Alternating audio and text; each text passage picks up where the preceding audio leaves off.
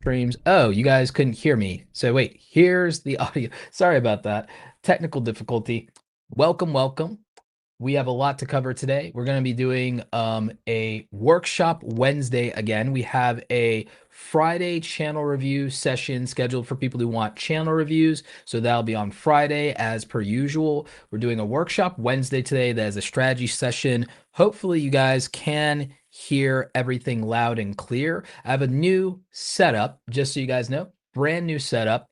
And so still working out a few of those things. I actually now have a monitor set up for camera B so that I can read your live chat. So I can see Larry from Home Rapid Repair here in the chat.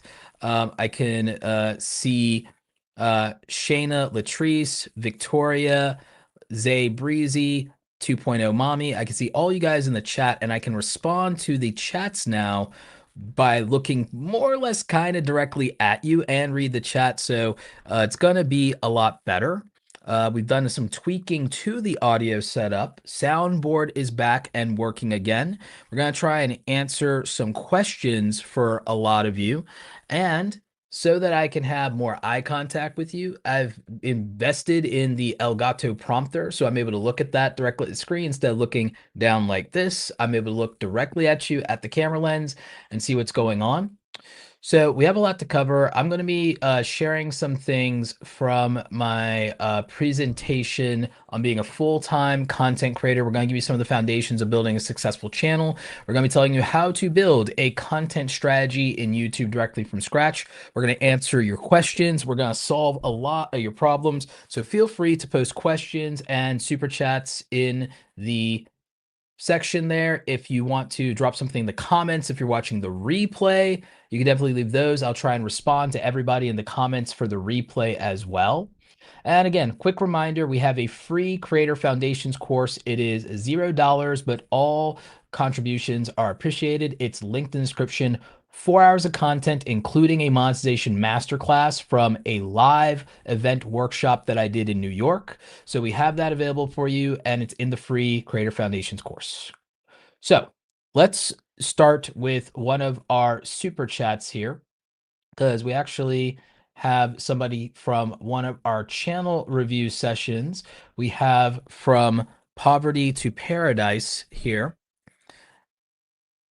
Hi, Roberto. You gave me some advice on my channel review. I took it and realized the video on Wednesday, and it's been going viral since I hit publish. Thanks. I will be joining the Awesome Creator Academy soon. Well, I can't ask for a better testimonial than that. So that's actually really good. From Poverty to Paradise, glad that worked out for you. Again, your channel with regard to travel and what you've been doing with the cruise ship stuff is great. I'm glad that the channel review worked out for you.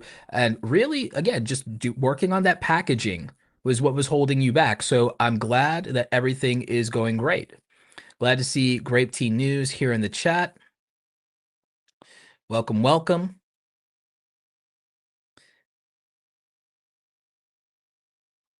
Appreciate you. So let's get to the nitty gritty with regard to some of the foundations of content strategy for you. For a lot of content creators, what I've found is that a lot of you, the struggle actually is that you don't really know what to make, and you struggle a little bit with what you should be making and why.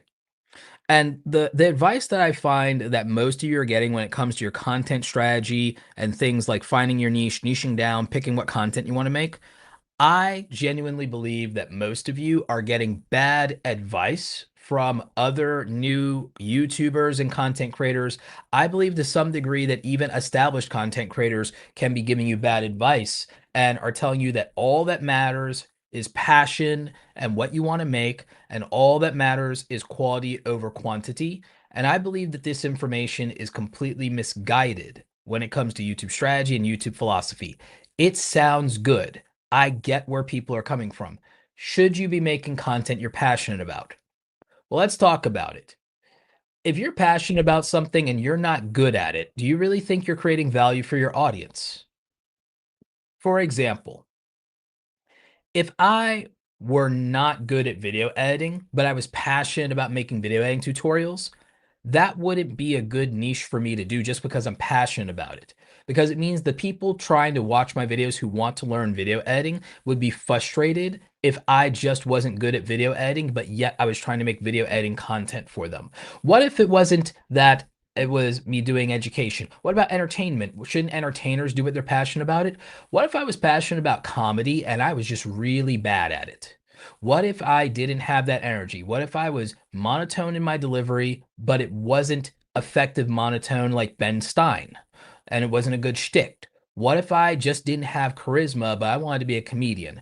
What if I just didn't have the energy for it, but I was passionate about it, trying my little heart out? But the deep down truth about it is that I suck and nobody's laughing. Would it be good for me to keep pursuing comedy if I just absolutely am a garbage comedian just because I'm passionate about it? And do I deserve views for comedy if nobody's laughing at the jokes and it's not funny? So I want you to think about that. I want you to think about whether or not following your passion is genuinely good advice. If following your passion leads you to keep doing something that you're bad at, that creates no value for anybody, and that people aren't interested in. So, if that's the case, following your passion is terrible advice. Does that mean you should chase views and only make what people want to see? No. What you need to do is you need to realize that yes, you might be passionate at more than one thing. So if you're passionate at more than one thing, should you do variety content? Not on YouTube. I think if you want to do that, be a variety streamer on Twitch, be a personality on TikTok. But variety content is largely dead on YouTube because most people just are not a charismatic enough personality to call themselves a personality channel that does variety content. I am sorry and I apologize. Most people are not charismatic enough to do that. Most people are not interesting enough to do that. Most people are not attractive enough to do that. And most people aren't good enough communicators to do that. It's just the harsh reality and truth. Here is what makes the most sense. You should list the 5 or 10 things that you are most passionate about that you don't think you're going to get bored at.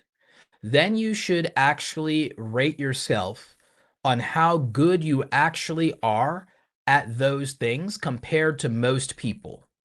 You should then rate yourself as to whether you believe you are in the top 20% of people who are skilled at that thing or knowledgeable about that thing.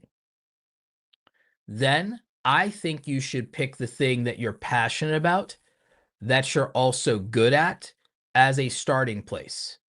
Then I think you need to look at the market for that thing that you're passionate about, that you're also good at, and figure out whether or not that's an audience or group of people that you can actually get along with, and a community that you're already a part of or want to be a part of or could be excited about showing up for. Are you passionate about the people in that niche? But realistically, if you know deep down you're going to be in your feelings if you don't get views or if you don't get attention, is the total addressable market of that niche, is that niche big enough to satisfy your ego and not hurt your pride? And I want you to be dead honest with yourself about that, because a lot of creators will not give you this advice and won't be straight up with you. If there's something you're passionate about, but there's not an audience for it, and deep down what you really want is you want to be acknowledged and you want attention, you have no business going into a niche that there's not enough people in that niche, or you don't have the skills to be competitive and fight for attention in that niche, because all that's going to happen is you're going to get burnt out trying your hardest, being passionate, and then not being rewarded for the thing that you're passionate about. You're going to burn out because you're not going to get what you wanted. See, you know where burnout happens? Burnout's not about you working 60 hours a week. Burnout's about you doing something even 10 hours a week and feeling like it wasted your time, wasted your energy, and you didn't get what you were hoping to get out of it. That's what usually causes burnout. Because people who are getting what they want out of 40 and 60 hours a week, they can do it for a long time and not necessarily ever burn out. believe it or not. They might have other issues going on. They might have some fatigue. They might have some other issues. There might be a physical overwork commitment or overextension that's happening, but mental, emotional breakdowns due to burnout. No, when you're getting rewarded and you're getting everything you want and you're excited and you're vigorous, it actually is more of a, the spirit is willing and the flesh is weak. That's what usually happens. That's what usually happens. So, what you'd have to do is you have to find a group of people you're passionate about more than just the topic itself. You have to be passionate about the community. It's got to be a community of people you want to show up for, that you're excited to be a part of, that aren't draining you and exhausting you, and instead are invigorating you. That's what you need. You need to be part of that kind of community. So that's the market you should be in. And you should be passionate about the people, and you should be passionate about the same things and passionate about the things in the same way. In the same way. So it's not just based on interest, it's based on values. So you can't just be with people because you share the same interest and you share the same hobby. You have to share the same values, and you have to want to be in a room with these people. Then, to create value for them, you need to bring a certain set of skills to the table that create a gap between you and them, where you have something to offer. And so now you can reciprocate their attention with the value that you're delivering. Does this make sense? And does this show you why this will be a stronger relationship between a creator and the viewer?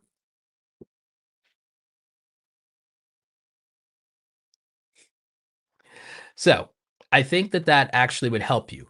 Now, for the monetization component, the monetization component is important because you need to figure out what the market is willing to support with their wallet and not just their eyeballs. What will this particular community, this particular group of people, be happy to support with their wallet and not just their eyeballs? What sponsors exist and what companies do they support? What companies do they support? What companies do they boycott? Why? Do you share the values? Then you should understand that. Okay.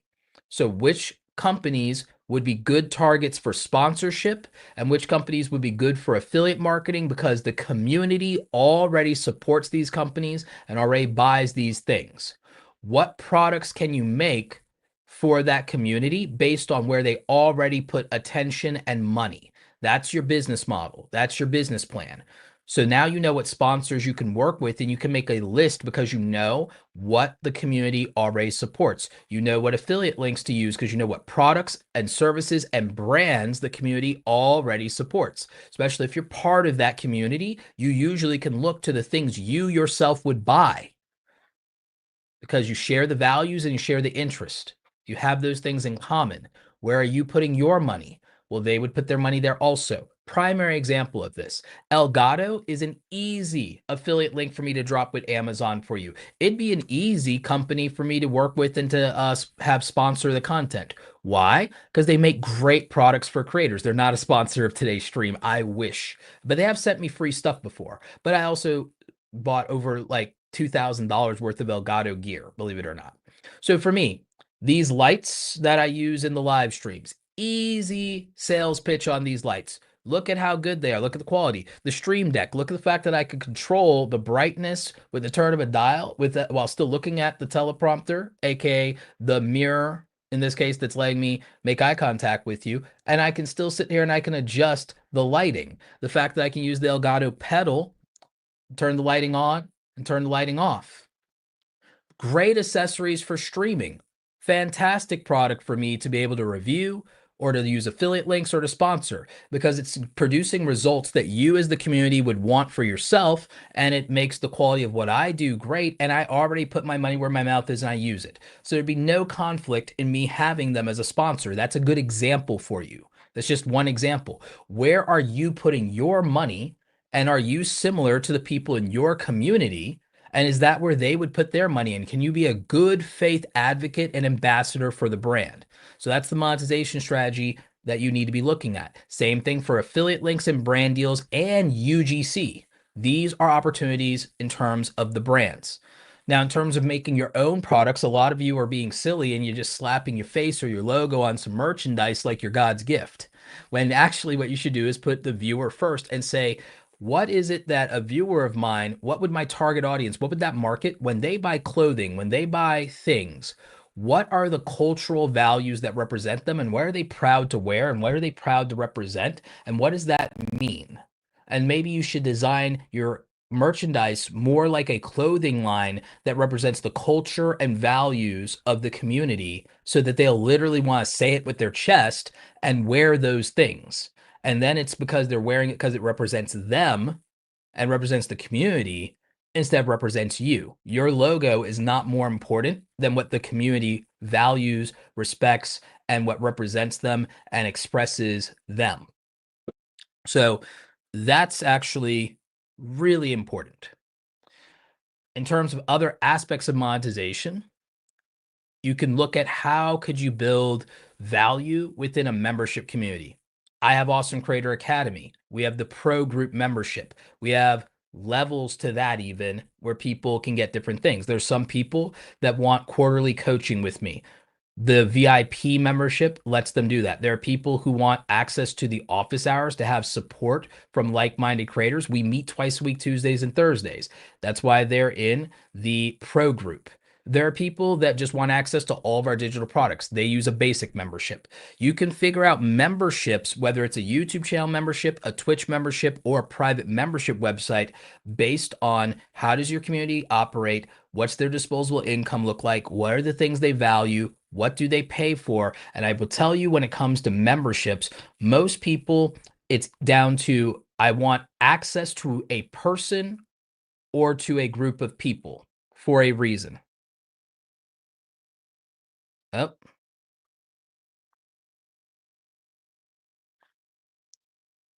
are we still live? Okay, good. Sorry, we had a little power flicker happen there in the house. So hopefully we're still live. Can you guys still see and hear me over in the chat? Give me a second here. Just want to make sure because we had a little power flicker here at the house. So I want to make sure you guys can still see and hear me. Still all good? Okay, great. I want to go to something and bring up something in chat. We have a couple of super chats here and I want to address them. And then we'll get back to this idea here. So this one is coming from, and let me go to my chat monitor here. So this one is coming from DMB. So DMB, thank you for the $20 super chat. DMB says, looking for tips to bring big creator energy to a new outdoor adventure camping channel as an older female. I have a GoPro Hero 12, a Sony ZV-1 now. Any other thoughts you have too? Okay. So actually I have quite a few thoughts around this. So one of the ways you can bring big creator energy is in the concepts of the outdoor adventure and camping. What would represent larger than life content? What would be something that would be an epic challenge? Now, I'm not sure if you can tackle this, but if you were to literally build a log cabin, and this could be an ongoing project and an ongoing storyline, people would show up and keep showing up and talking about it. There could be local press. There could be all kinds of things. Now, that might be a little too much. That might be too far. So, like, but I do think that that's a viral series that gets you at least 100,000 subscribers or more as a series. Okay. Now, that might be too far. So, what if we did big creator energy on a more reasonable scale and a more reasonable budget? There's an old pupil of mine that you should check out, and there's not a female outdoor creator attempting the things that he's attempting. It's Fowler's Makery and Mischief. So Fowler, he was a contestant on the History Channel's Alone, and he was a winner in a previous season, and then he came back to the show as a commentator for multiple seasons, and he does a lot of off-grid content, adventure, fishing, does big stuff, does over-the-top content, right?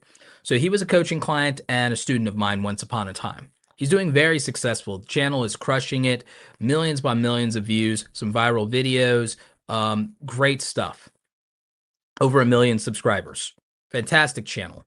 You could take a lot of inspiration from Fowler's Makery and Mischief and then think about how you could approach that as a female content creator, and then how this content might be appealing to a broad audience on YouTube just for the sheer entertainment value of it. I also think that there are a lot of bushcraft channels that would be very interesting, and that you could also do some things with YouTube Shorts that people would find interesting, like showing how to start various different ways of how to start a fire, and doing it almost as like silent wilderness ASMR short form for YouTube Shorts. That's a great strategy for you for YouTube Shorts, showing short form survival tips and doing them in an ASMR aesthetic type of style could be very, very good. Go viral with YouTube Shorts for you. Absolutely. And then in terms of if you want to do edited content, I would consider how you might do cinematic content, that either you could do a couple of different content strategies. There could be cinematic outdoor vlog content that is addressing cozy content off of the grid. That could be really great if you want a female centric audience as an outdoor and wilderness adventure channel. The other thing is putting yourself through very specific challenges and doing storytelling. And the challenge element of things is less about a did you complete or succeed this, but a storytelling thing of just, wow, that's an epic thing to even attempt or try. There's also the I survived blank for 72 hours format. I survived blank for 24 hours content. So primary example is you could pick something very interesting in terms of an outdoor challenge. Now, you wanna be safe. You wanna absolutely be safe, but anything that you can put the "I survived blank for 24 hours, I survived blank for 72 hours, I survived blank for a week, I survived blank for, um, a month," those things do extremely well, and people would really care about them a lot. So, that's just something to keep in mind for your particular ask of me. And then just from a purely production standpoint, learn how to make things cinematic with the gear that you do have. Learn what things, both in production and editing, would make your content more cinematic. The only reason I'm saying that is because it makes the content much more sticky for your audience and gets returning and repeat viewers. That could definitely increase your view floor, could increase subscriber flow. So I would look at that. And that's good advice for quite a few of you. Also, just make sure the audio is really good. I would upgrade to the DJI mic minis since you're going to be doing outdoor stuff because of the quality. So those are good wireless mics.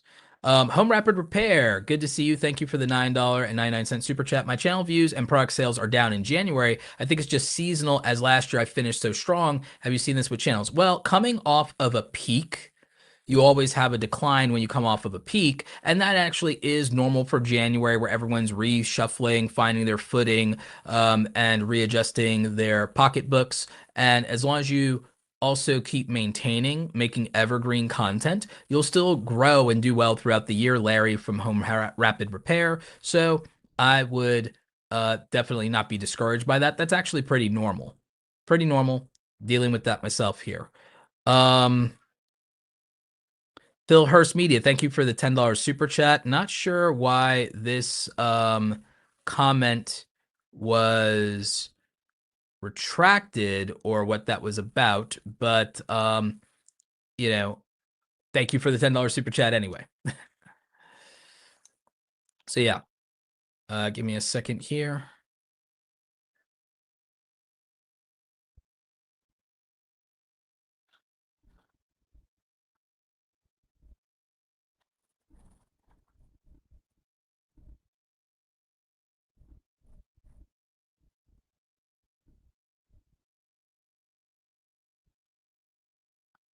So I think we got the super chats. So we got Larry from Home Rapid Repair. We shout out Mr. Philip Hurst there. Again, I can't see what Philip Hurst. Oh wait. Um Here it is. What's going on here? I'm a watch builder and video producer. We have recently begun custom watch brand and would like to accompany it with a YouTube channel. I move into our first office and studio tomorrow. Any thoughts? Okay, sure. So my thoughts around this, I think this is interesting, is if you're going to be doing some stuff that's basically promoting the business and there's an aspect of this that's billed in public, one, I would actually look and see what media and what content are your competitors doing.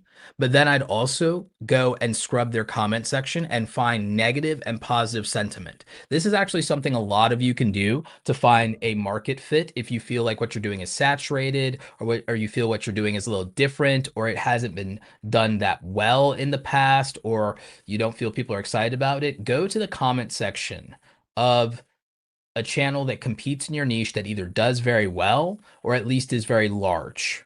Then look at the comment section and find what people feel is done well, what people feel is done poorly, and then use that and the fact that there might be negative sentiment to find a gap in the market.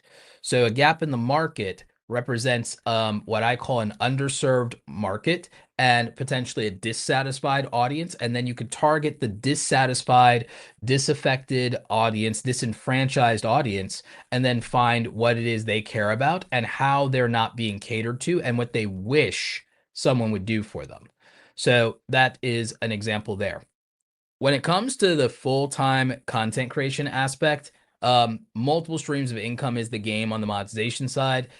This is just a short roundup of parts of how I make my money. There are some of you who may not be familiar with me. If you're not, welcome, welcome. Appreciate you.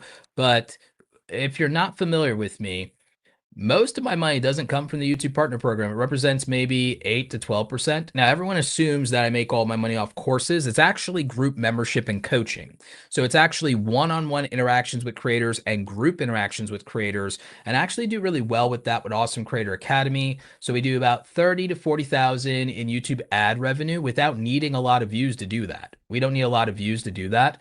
100,000 views on this channel is worth about $1,000 to $1,500, sometimes $2,000, depending on what month it is in the year. 500,000 views on this channel is enough to generate about roughly between $5,000 to $8,000 on 500,000 views. So we do fine on ad revenue as long as I'm consistent in post and do more than live streams. But YouTube Partner Program is not the biggest revenue source. The coaching isn't even the biggest revenue source. It's actually sponsors. One point, it used to be affiliate marketing, just marginally. It used to be about 100,000 from affiliate marketing. It's now close to about 50,000 from affiliate marketing. We had one of our biggest affiliate programs change their model completely. That was a $3,000 a month loss. There was a point where we used to do 100,000 almost in affiliate revenue. Now it's closer to 50,000. And so affiliate links like Amazon influencer program, TubeBuddy was a big affiliate. They changed their program, things like Kajabi, things like Epidemic Sound. So affiliate marketing was a big one. The biggest income source for my YouTube channel, my brand, my content as a creator is sponsorship content that is a combination of UGC content, user-generated content that you post on a social media platform that belongs to the brand. So that'd be like Kajabi's Instagram or TikTok channels. They would post the content there. They're getting a license for it. That's UGC. Another version of UGC is partly in brand ambassadorship. They did a billboard campaign, and I was on digital billboard in Times Square, rotating through a lot of other creators.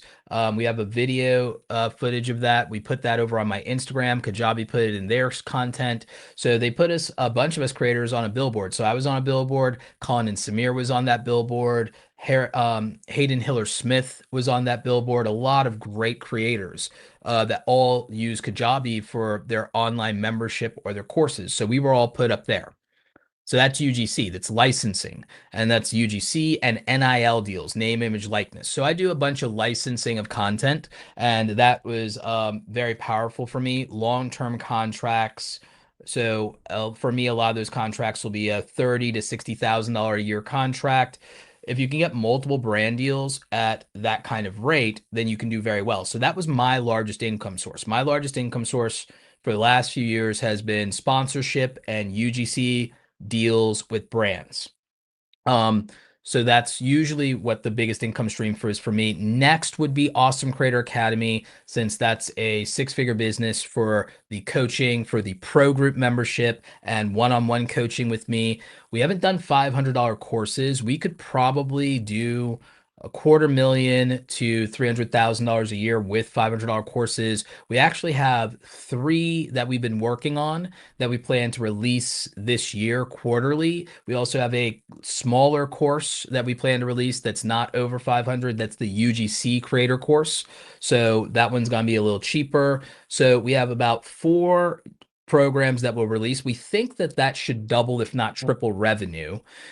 With the ad revenue, we believe that since I only posted 12 videos last year and did weekly live streams and did about 60 live streams last year, we believe that if I do 2 live streams a week and that if I post 8 to 12 edited videos a month, that eventually not only will the YouTube channel go back to getting 8,000 to 10,000 new subscribers a month, we believe that the YouTube partner program will get to the point to where we're making about $8,000 to $12,000 a month if we do that correctly.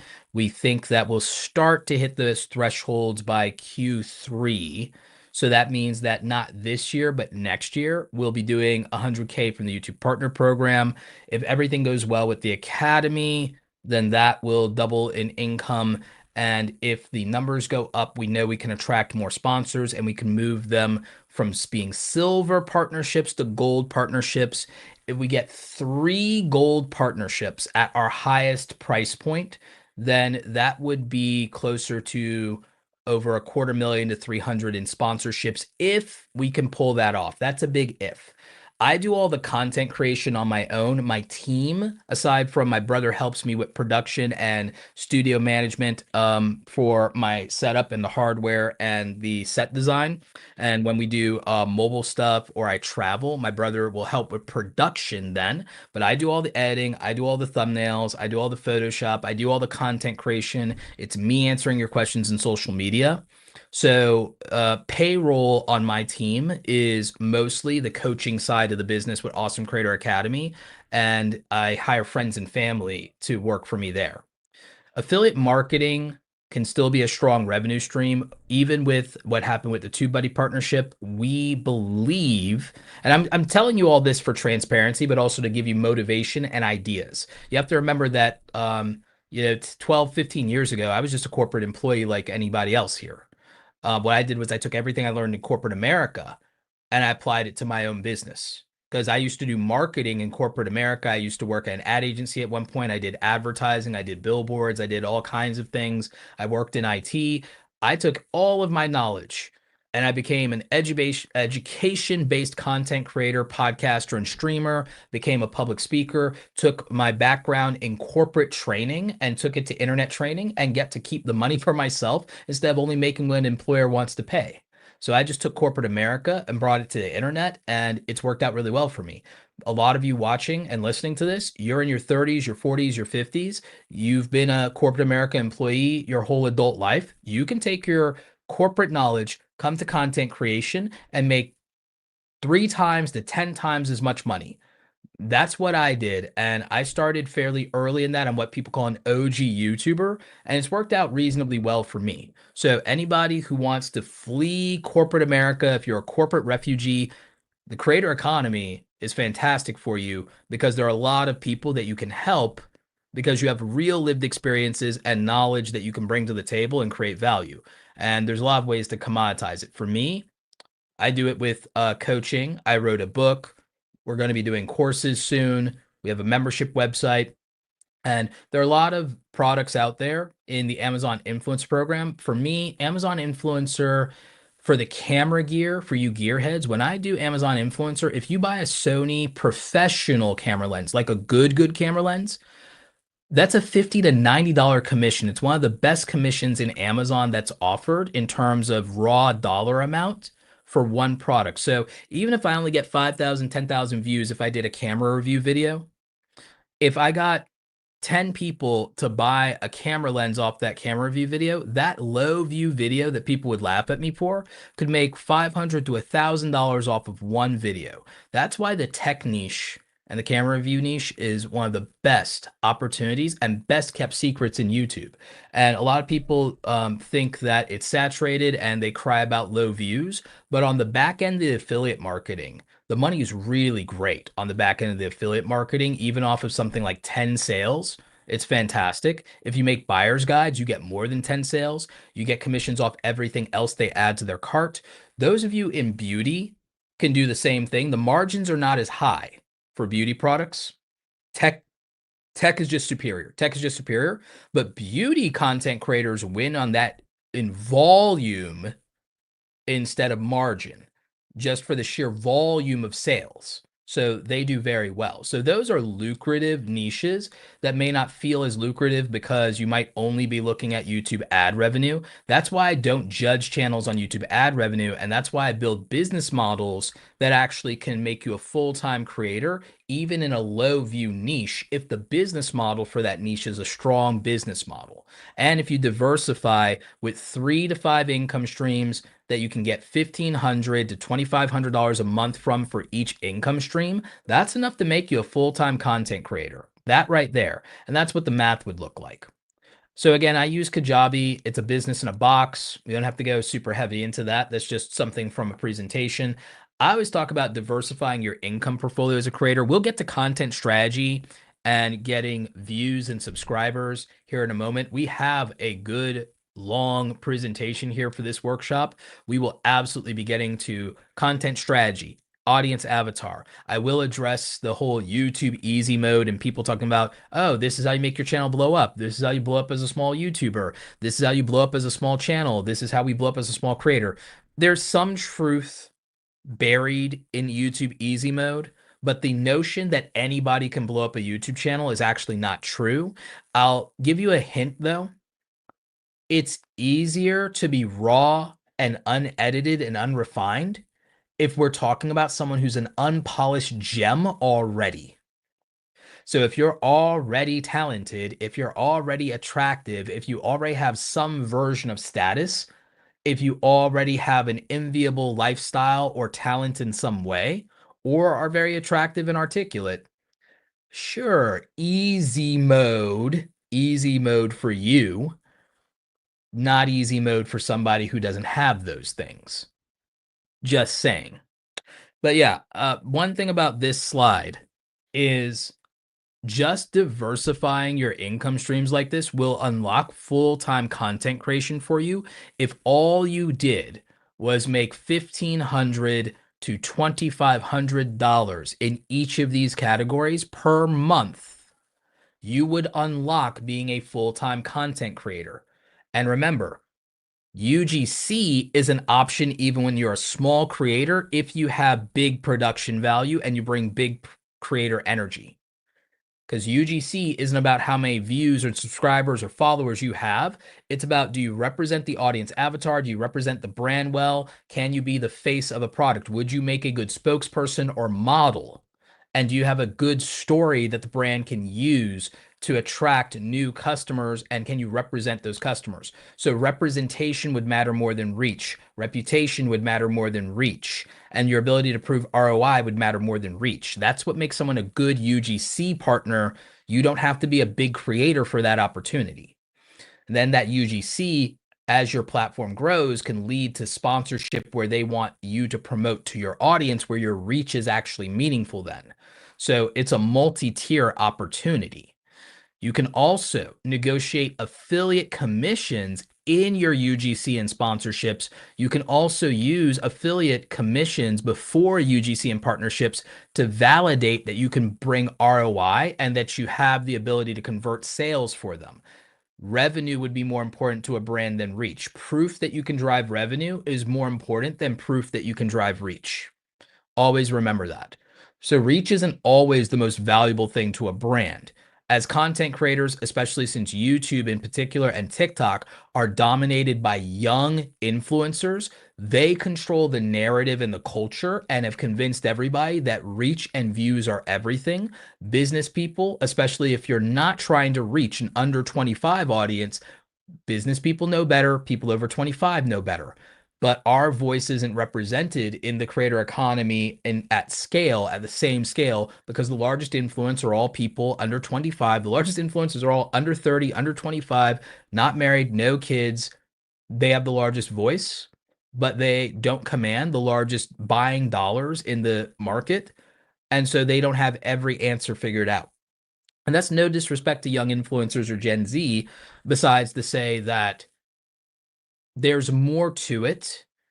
And the people on the marketing side said the guy who worked in marketing and advertising for a living until age 28 and then consulted for those people through his 30s and is now 40. I can tell you a lot about what goes from the mind of the marketing manager and the person working in advertising and what they value and what they have to put on a spreadsheet to not get fired. So that's where my insight comes from. And I still have friends who work in the industry. So this is actually really important. And like I said earlier, for those of you asking about what UGC is, UGC stands for user generated content. That is when you make content and you license it to a brand and they can use it in their advertising. They can post it to their Instagram. They can post it to their TikTok. They don't need you to post it to your platform. They need good content and they need it for their own platform and they need you to create it for them. This is cheaper than hiring an ad agency like the one I used to work at by a magnitude. An influencer will charge 10 times to 20 times less for the same content that you would get from an ad agency. An influencer to be your spokesperson, model, and do editing and give you video footage, you can get that cheaper than just paying the day rate for a model for just print photography. I swear to you, one of my friends is a working actor. I have several friends here in Atlanta in the entertainment industry that do modeling and do acting and are with SAG. And with union rates, they would have to pay a model that's in the union more for the photos, even if they don't use them and go to print. You have to pay that model a day rate that is much more than some of you charge for your brand deals. I have a friend that did 2 hours of a modeling gig and they didn't even use her photos. She got a day rate of $800. They turned around and then they did end up using her photos later on a different campaign, and then they had to pay her out a royalty on top of that.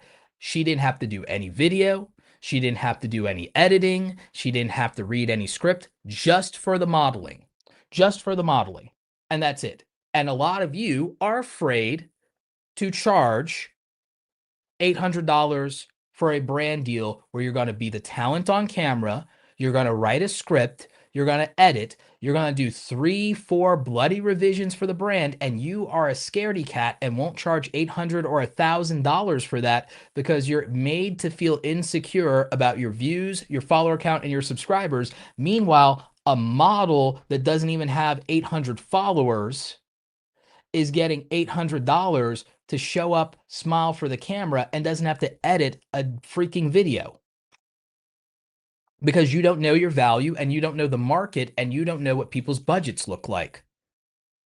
You're just thinking to yourself that you're only going to spend X amount of hours on this and you're still thinking like a wage-based employee and you don't know how to assess your own value and you don't know what the market looks like.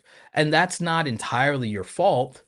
But I am trying to educate you, and that's why content like mine actually matters, because a lot of creators are getting screwed over in the market and underpricing themselves because they don't know how the ad industry works. They don't know how marketing and media works. They don't know how UGC works. They don't even know what UGC is. They don't know what NIL is, name, image, likeness, and they don't know about licensing, deliverables, assets, exclusivity clauses. There's none of that. They don't know how to redline items in their contracts, and then creators get underpriced, overworked, and undervalued. So, like I said, this is one of the reasons we're making the brand deals course. We're making a UGC course that's just for the UGC side. We're making a content strategy course. We're doing these things because I feel they're important. I feel a lot of information's outdated. And I also think that the information can be structured. I do a lot of free content, but there's no guarantee that anyone will watch my free content in an order that would make any kind of sense. It doesn't matter if I put it in a playlist. So there are a lot of components to this part of it, but I want to go ahead and I want to take the time to go through some of your questions in the chat. And then I want to actually move on to a different presentation and set of slides here that specifically are going to focus on aspects of building your brand and then also understanding your audience. And we're going to go through a framework that can help you. And I'll just I'll bring that slide up later. But in the meantime, I'm going to switch over to the chat and I want to answer some of your questions here. And I want to actually look at some of your comments and just chat with you guys for a bit. See if we can get you some answers. So let me catch up here on chat. We answered Mr. Phil here. So we answered our super chats. Let's see what's going on. Doug Hewson, thank you for joining. Thank you to all the mods in the chat. Angel Fowler asks if the audio is clipping. To my knowledge from the chat, it doesn't look like the audio is clipping for anyone else. You might need to refresh. Yep.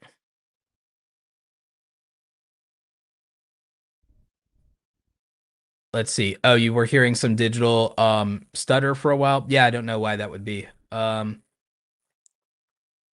see.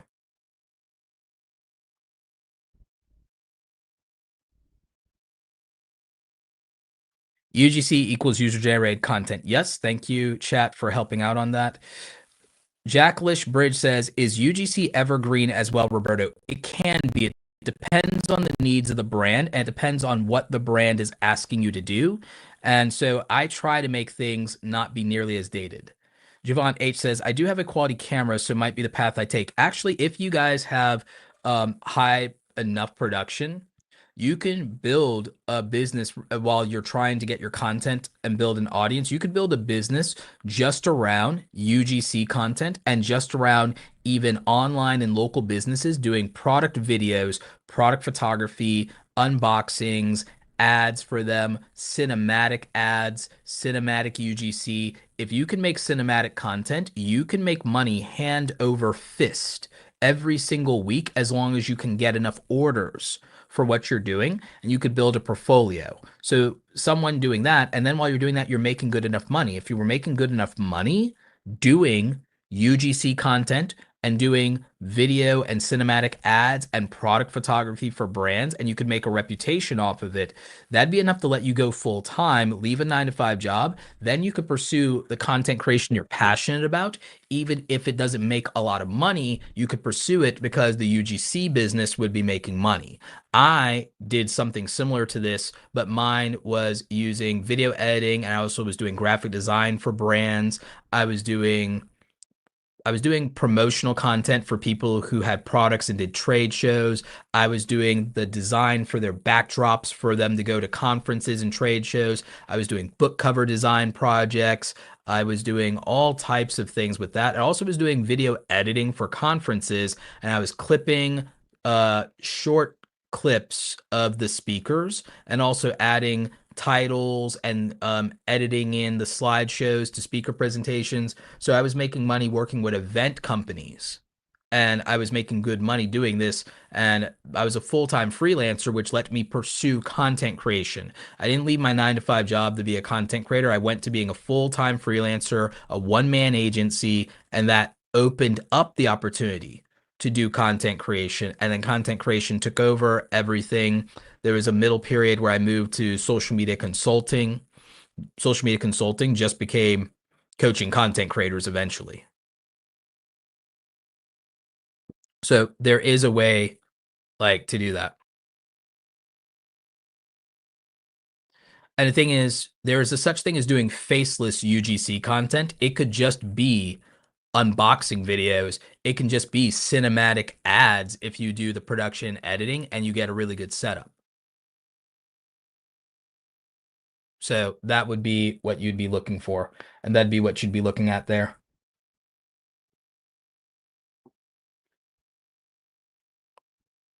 Hopefully the audio is good. There shouldn't be a reason the audio should be choppy. I don't know if anything weird happened when we had the power flicker here at the house.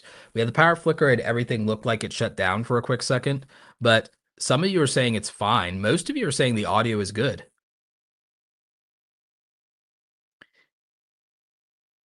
Let's see. Nad's World in the chat has an interesting question. How can you tell if a brand is legit or not? This is a really good question. So I want to bring it up here on screen. So how do you know if a brand is legit or not? So this is a great question. There are several things you can start to do if you are worried about brand being legit. Number one, if a brand is using a Gmail email address, they are not legit. Run for the hills. They're a scam and they're fake and they're trying to get you. So that's number one. Number two, instead of worrying about brands reaching out to you, one of the things I teach in the Awesome Creator Academy Pro group, one of the things I teach here on the channel is you should be pursuing brands and you should actually have a dream list of the brands you want to work with.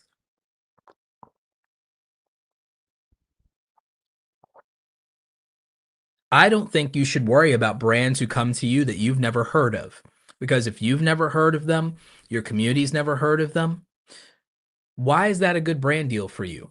Why do you want to work with a company you've never heard of that you've never bought from? If you want to make sure that your audience is never going to get scammed, my advice would be to not promote a product you haven't used yourself.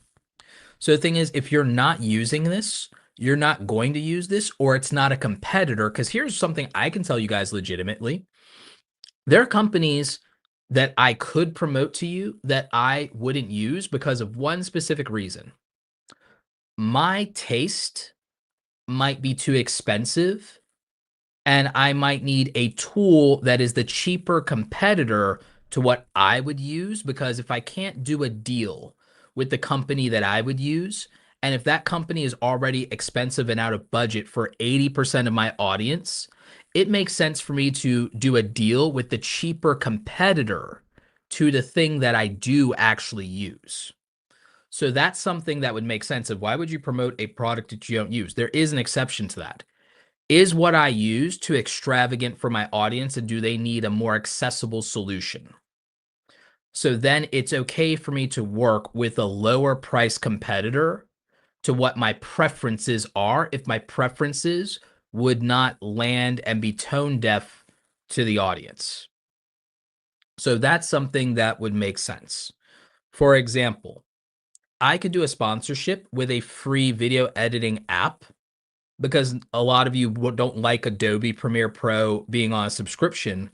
I could do a deal with a company that says, hey, if you're a mobile video editor and you want an affordable or free, powerful video editing tool to edit on your iPad or your iPhone, use blah, blah, blah, blah, blah. And I could say that because if I use it and I make tutorials for it, but it's like, hey guys, my preference is Adobe, but I can afford it, then it makes sense.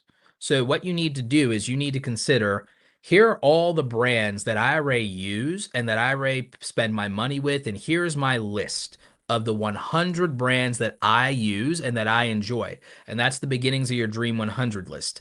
Then you should start running a highlighter. I do this on paper, and you can do it digitally, and you can run a highlighter and go, here is all of the brands that I use that my audience actually likes, or um, what have you.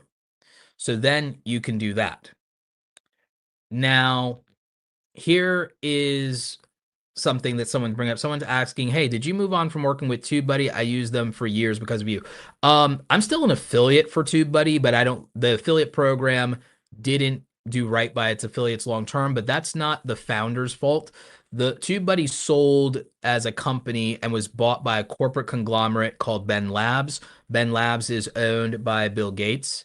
I have issues with Mr. Gates, but that's neither here nor there.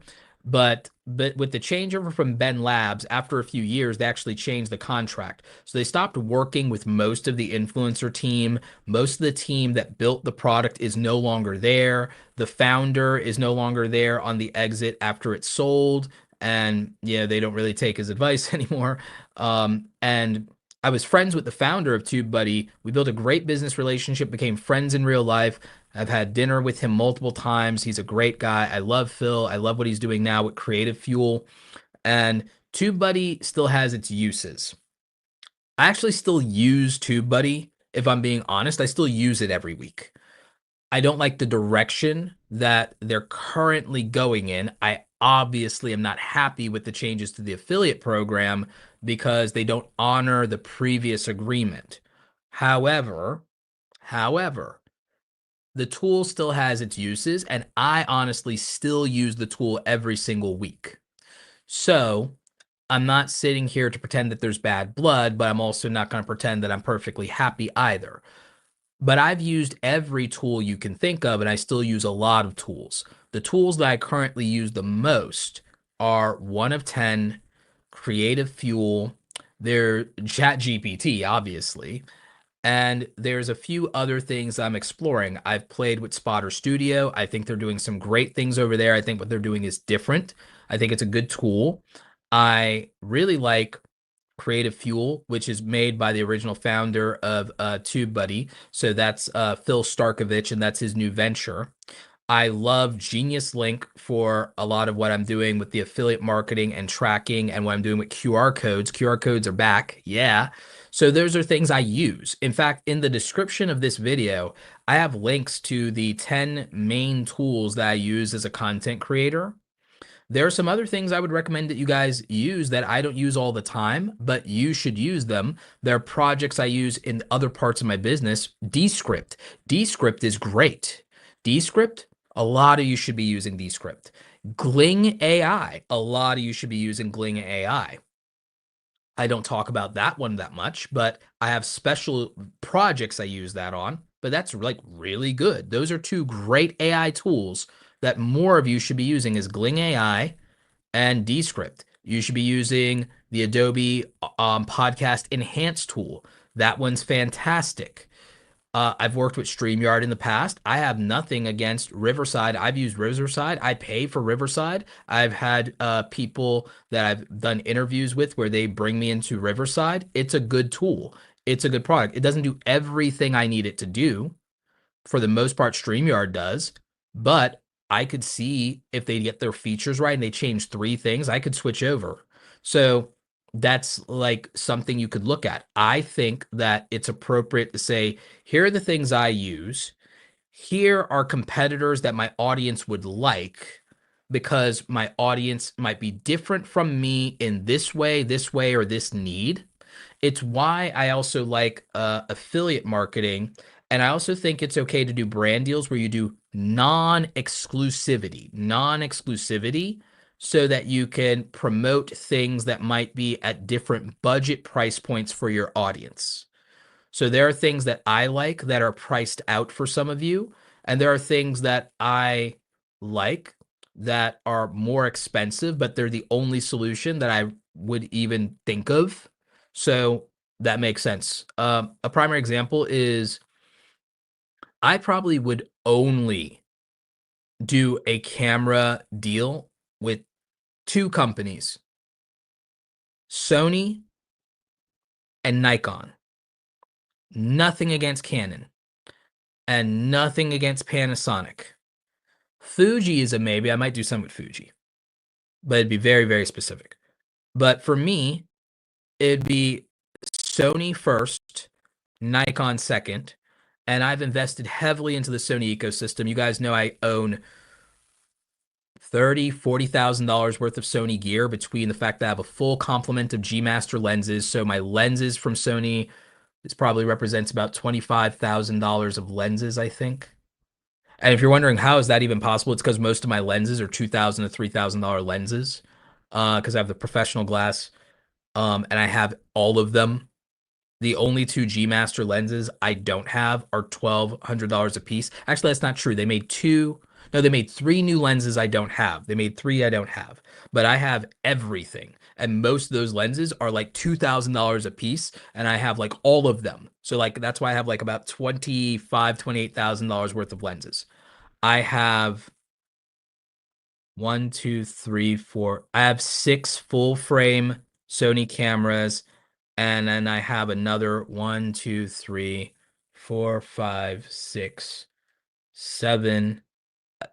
No, that one's broken. So I have like 10, 12 Sony cameras because I have a 3-camera setup downstairs in the basement, another 3-camera setup in a second workstation in the basement, my interview cameras, my wildlife photography camera, and then the 2-camera setup here.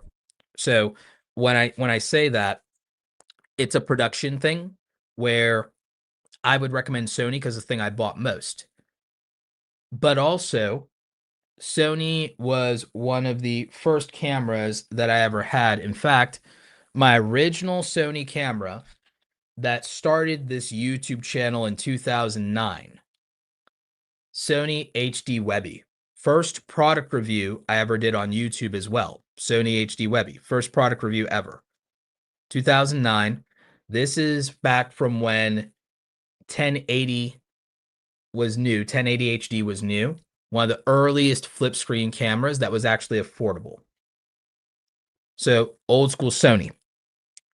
Also in film photography, I was a Konica Minolta guy, and Sony bought Konica Minolta and honored their legacy. But first DSLR, digital DSLR camera that I ever owned was a Nikon D3200, which got this channel from 0 to 100,000 subscribers in 3 years. So for those reasons, it would be Sony or Nikon for me in terms of recommending camera gear.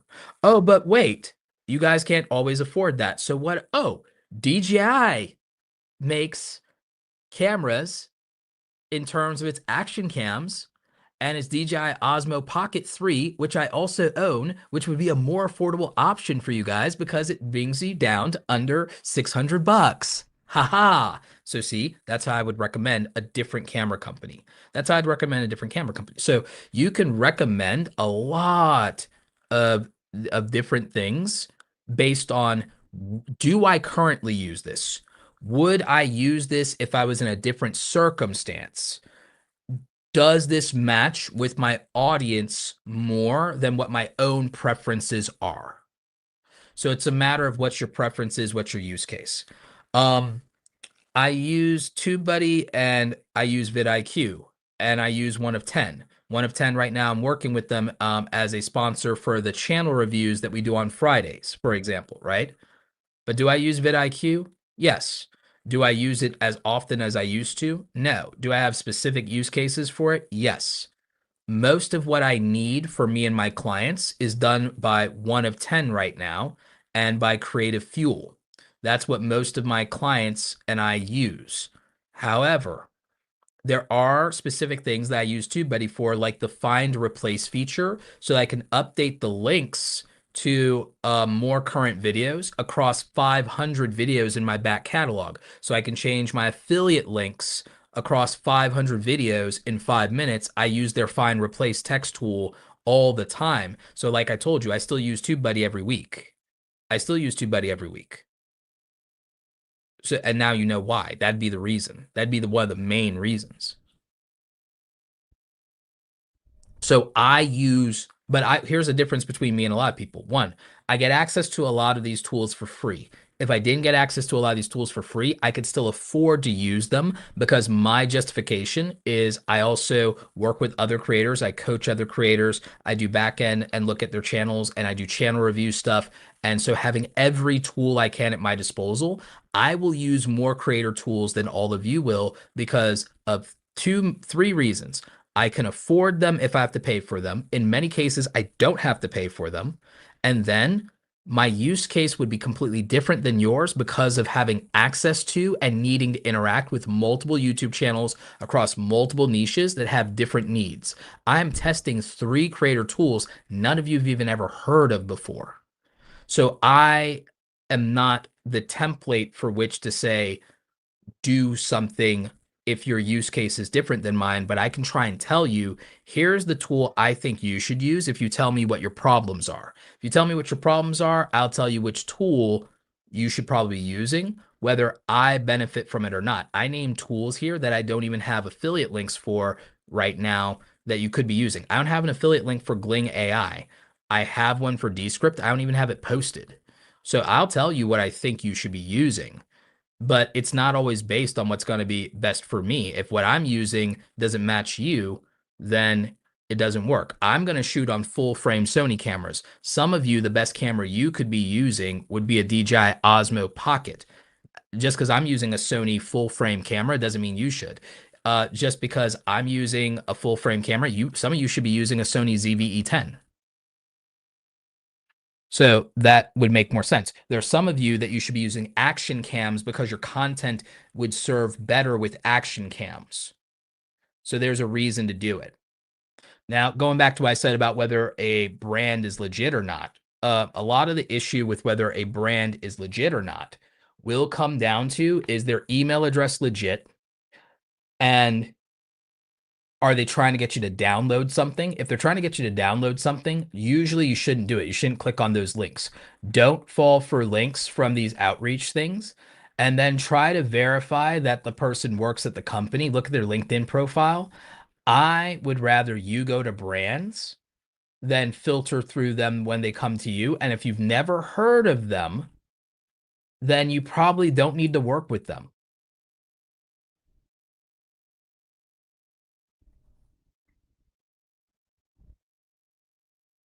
But yeah, so those are just a couple of thoughts. Thank you, Katie, and thank you, Doug, for managing the chat.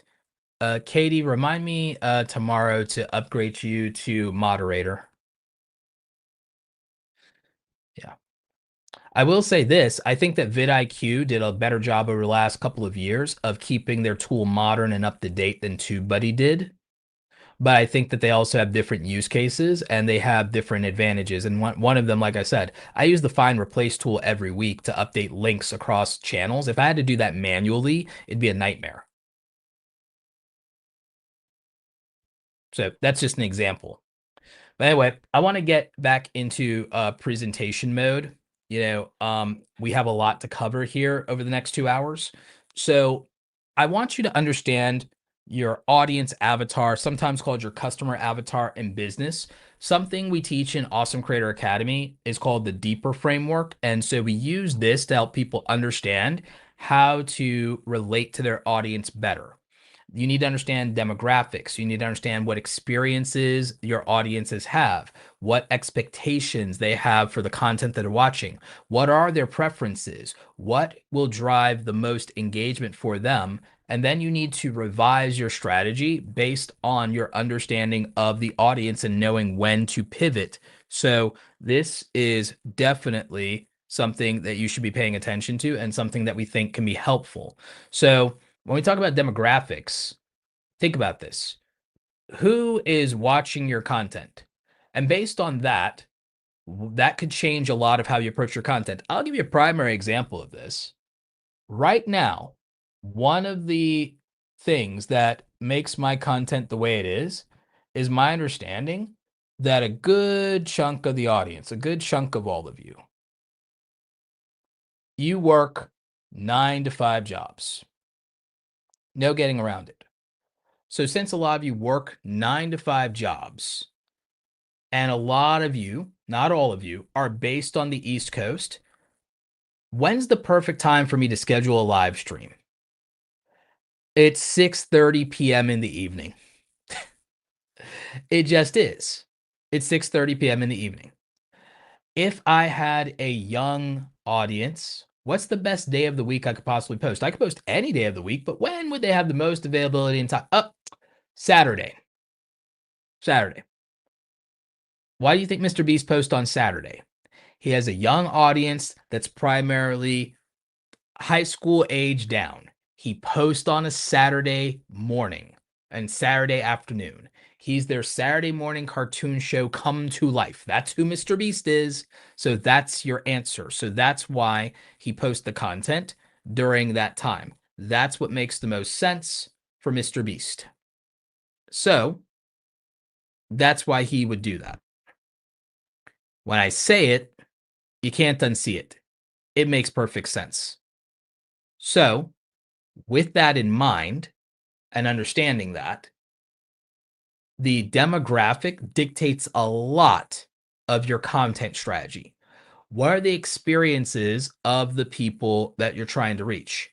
Those experiences and what they want to see and what they're, what they have in common and how all of that plays out ultimately decides a lot of the direction of the content and the packaging of the content and what they will relate to.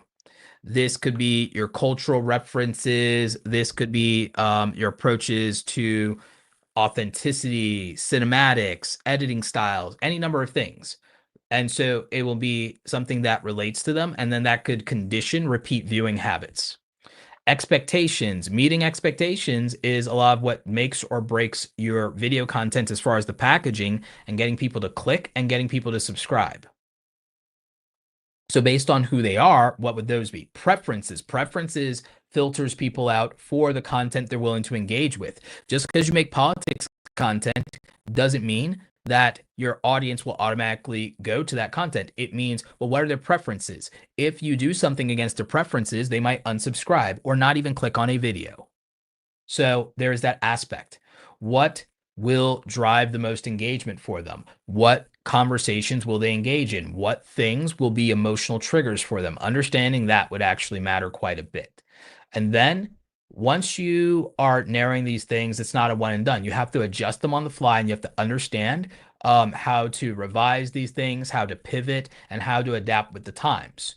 So again, this is the kind of thing that we teach in Awesome Creator Academy. This is the kind of thing that gets me excited. I like diving into the psychology and the analytics and the user behavior because I have a background in marketing and advertising.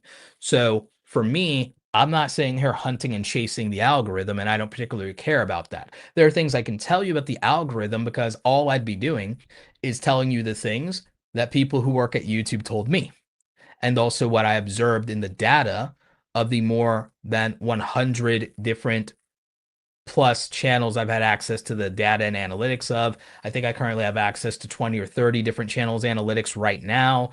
I've coached over 600, 700 creators in my time. I've seen their analytics. I've talked to them one-on-one. I've talked to thousands of creators over the years at events.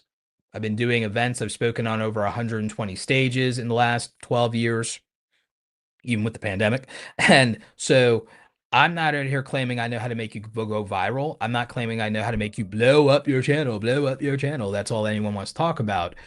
I am someone who can help you understand how to get into the head of your audience, what good packaging and good design looks like, what good quality video and cinematography looks like, what proper editing and pacing techniques you could use would look like, ways that you could adapt strategies to make this fit in your life, how to set your productivity and your schedule to make it work in your life, how to trigger engagement. And my bread and butter is how do you make money doing content creation? How do you do it? And I've managed to do it. Remember, before I ever taught you guys how to be content creators, I was doing tutorial content and working with camera brands and software companies, doing tutorial content largely around freelance production and professional services for creative people in photography, design, and video. And I got to 100,000 subscribers doing that. I would just be a creative and tech tutorial channel that was at 400, 500,000 subscribers if I didn't go into how to be a content creator. The overlap there is about an 80% overlap, and it was a much growing market, a bigger growing market. It's something I was passionate about, and it's something there was a demand for. It wasn't a hard pivot for me at all, as you can see. But make no mistake, the most lucrative and successful thing is not teaching people how to be content creators. If anything, or even how to make money online. Right now, the single biggest opportunity to make money and make it rapidly is right now, frankly, is to be a political commentator across multiple social media platforms and be a daily political and cultural commentator who then gets their audience invested in them and builds a lifestyle brand that matches their values and builds a lifestyle brand on Instagram and TikTok alongside their political commentary, and then has access to big direct to consumer brands and has a parasocial relationship with an audience that's heavily invested in them on an emotional level that shares the same values and the same political ideology. That is a career that right now doesn't just give you a six-figure business as a content creator, it gives you a seven-figure business as a content creator. The biggest niche and most successful niche right now in YouTube and across all platforms is political and social commentary, and it no longer gets you demonetized directly and outright. As long as you keep it classy, as long as you keep it classy, you'd be all right. So don't sit here and think for 1 minute the best opportunity in the world is online content creation and teaching creators and selling courses or even make money online content or even personal finance. It's not. It's actually political commentary and then getting people invested in you and then having a parallel side channel, for example, if you were a political cultural commentator and then you had a podcast about something like how you made money in real estate and personal finance and development for your audience that you drew in with the bigger net of politics, and then a personal brand on Instagram about you and your family, you and your husband, you and your wife. That would be the best business ecosystem that currently exists in the creator economy. And that will be true for the next 10 years. I promise you. And nobody will tell you that. No one will tell you that, but I will tell you that that's the best opportunity that exists in the entire market right now. Not what I'm doing. What I'm doing is not even close to as profitable as that would be. And setting it up correctly gives you access to 8 of the most profitable niches by vertical for marketing and advertising to direct to consumer brands. And no one's talking about it. It's a gold mine. Right now, that's a gold mine. Because someone who's a political commentator as a man could also have a finance podcast for people who are entrepreneurs and then want to rebel against the system by making money and having more options. So it'd be, oh, political daily commentary, and then having a second channel that's a financial podcast that's about beating the system. That person would do well because they'd be crossing those two streams through the lens of their political ideologies. Okay, so then that would be really lucrative. A female content creator that does political and social commentary, but then has a lifestyle brand and on Instagram and TikTok for a female centric audience would have all the UGC and brand deals she could ever think of. Possibly even get a lifetime movie deal. Not joking. I'm not even joking. That's the funny thing about it.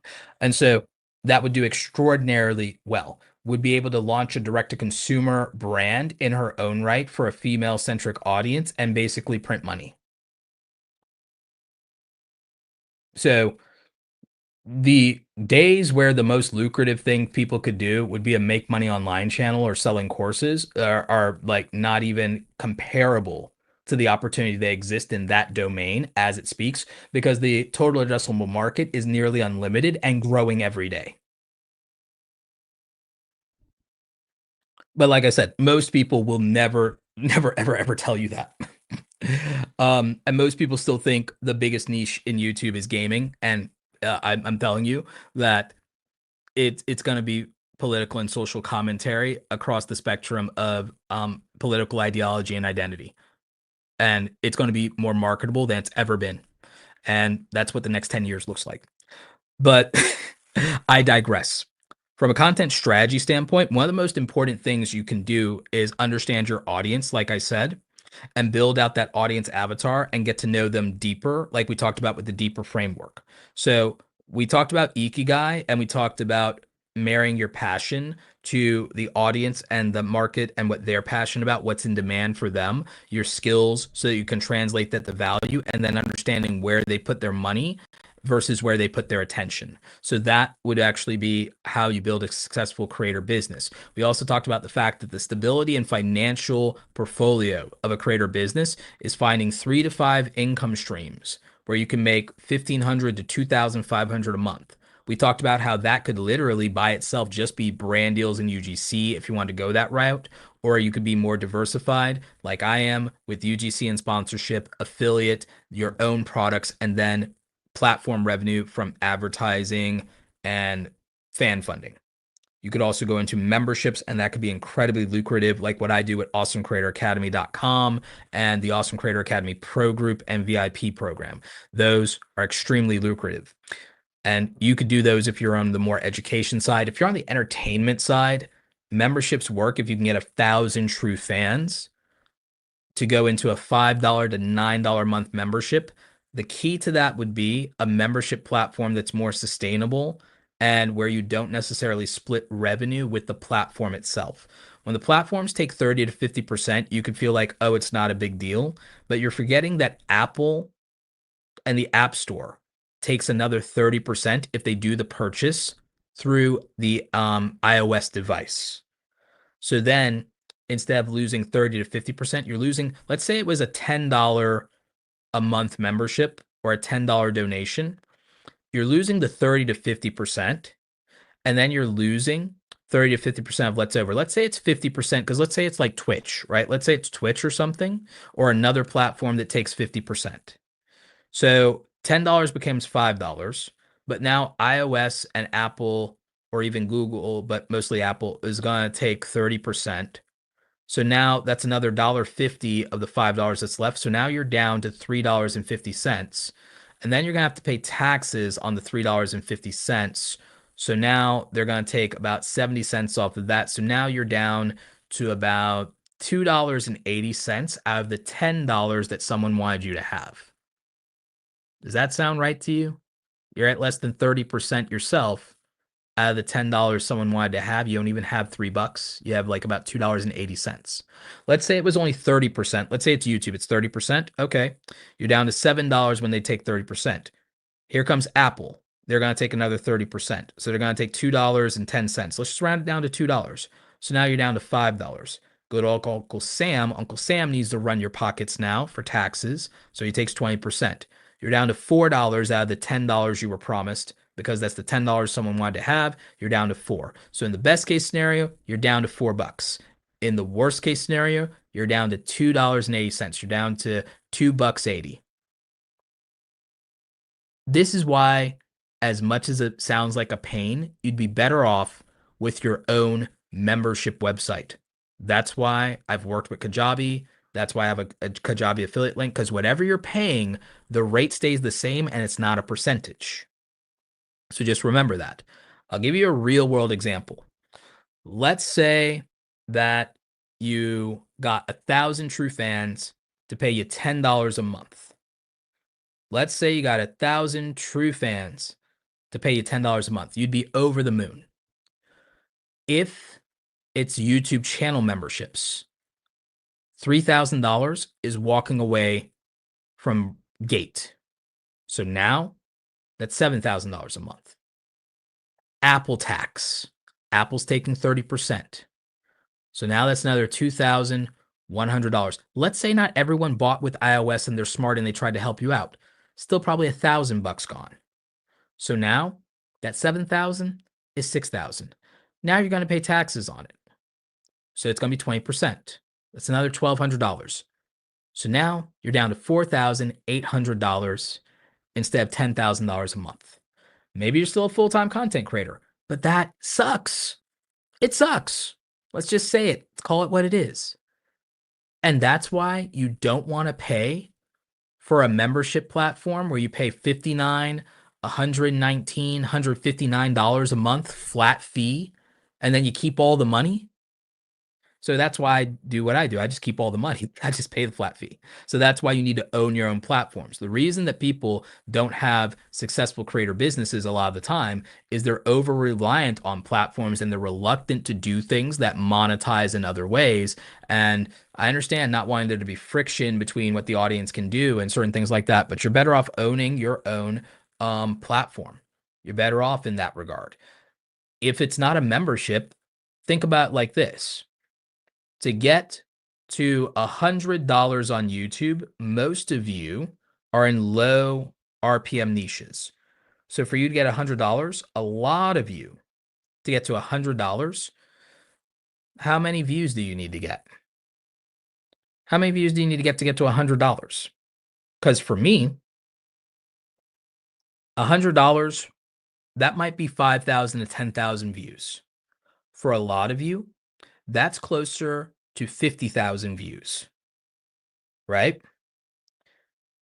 So a lot of you have to get 50,000 views just to make $100. Do you realize if you sold t-shirts and people actually bought them, that after the profit margin, after the print on demand company, whether it's Spreadshop or Spring or Fourth Wall or whoever, after they take their cut, if you make $5 to $8 per t-shirt, you do know that you only need 20 people to buy from you to make the same $100 versus convincing 50,000 people or even 10,000 people to watch your content. You do realize that, right? If you sell a $9 digital product like I do, like I sell the AI creator prompts, we sell that Awesome Creator Academy. In fact, let me pull the link for that. We sell a $9 product called AI creator prompts. We wrote 200 prompts for ChatGPT, and you can use them, and they work out really well. We'll probably add some new ones here because I have some advanced prompts I want to add.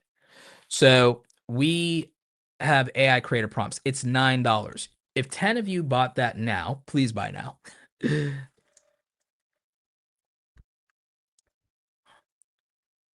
So if you buy the AI creator prompts for ChatGPT for $9, if like 11 of you bought that, it's the same $100 as if 10,000 people watched one of my YouTube videos. What do you think is easier? Convincing 10 people to buy something or 10,000 people to watch something? A lot of you are missing out on money and opportunities because you're reluctant to sell. The other reason is because a lot of you chase a niche that you're purely only passionate about, that you have no business model or business sense for, that you don't know what you could sell or would sell to your audience, or there's nothing you could sell them, and they're purely an eyeballs based audience and not a wallet based audience. So there is a practicality to a lot of this. So that's just something to really think about and to take into consideration with all of this and how you're executing. There is a really good comment here from Joshua that I want to bring up. So Joshua says, YouTube is generally the most difficult to grow on, but has stable monetization, but that does not mean you should put all your eggs in one basket. I couldn't agree more. This is part of why I believe in multi-streaming. A lot of big creators tell you don't multi-stream. They tell you you're stealing a view from another platform. You're not. If someone's on another platform, they're there for a reason. You're stealing a view from someone else on that other platform. You're not stealing a view from YouTube. Too many creators think YouTube centric, Twitch centric. Really, their problem is they're trying to consolidate as many views to support their creator identity of wanting to be big on Twitch. They want the identity of being big on Twitch. They want the idea of being big on YouTube. I don't believe that you should play that game. Oh, excuse me. I don't believe you should play that game. See, the brands that you want to work with, the brands you want to work with, they don't limit themselves to one platform. Some of them will have ideologues in their companies that will decide, oh, we're not going to be on this platform, we're not going to be on that platform. But you as a creator should take advantage of every opportunity that you have. with some caveats and exceptions. If something really, truly, deeply goes against your values, then God bless, you don't have to do that. However, you should be platform agnostic to the extent that you can be. And by that, I mean, go where the audience is, go where the money is. If there's audience and money on a platform, show up there in some way, shape, or form. You can make it easy on yourself and not burn out by doing multi-streaming across platforms like I do to YouTube, Twitch, LinkedIn, Facebook, X.com, formerly Twitter, and even Kick.com. I streamed about 5, 6 different platforms whenever I stream. I syndicate my podcast to every audio platform and podcast that I possibly can. And now going forward, I'm going to be doing clips from the podcast and my interviews in short form across multiple platforms. And when TikTok is owned by a US company, I will re-embrace TikTok once a US company owns it. It's a boundary that I set. It doesn't matter if I'm big in all those platforms. It doesn't matter that people could be watching me on YouTube instead. I'm going to meet the audience where they are, and I'm going to monetize and take whatever coins I can on those different platforms. Because if I'm only on YouTube, then I'm missing that opportunity, and it takes no extra effort for me to multi-stream. Once I make short form videos or clips, if I use Opus Clip, it takes me, if I wanted to use Opus Clip and distribute 10 videos across 5 platforms, it's literally only going to be 30 extra minutes of work.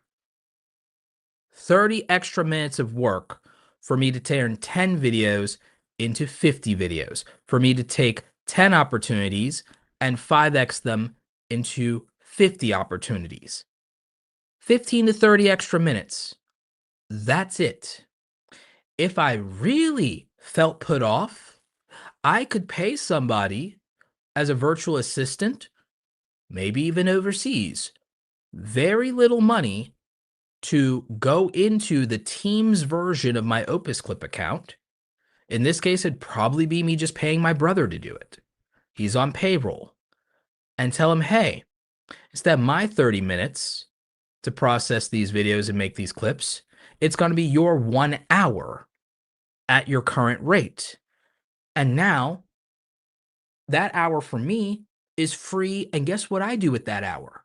I make another video. I do another live stream. I do a podcast interview and promote my products or my book.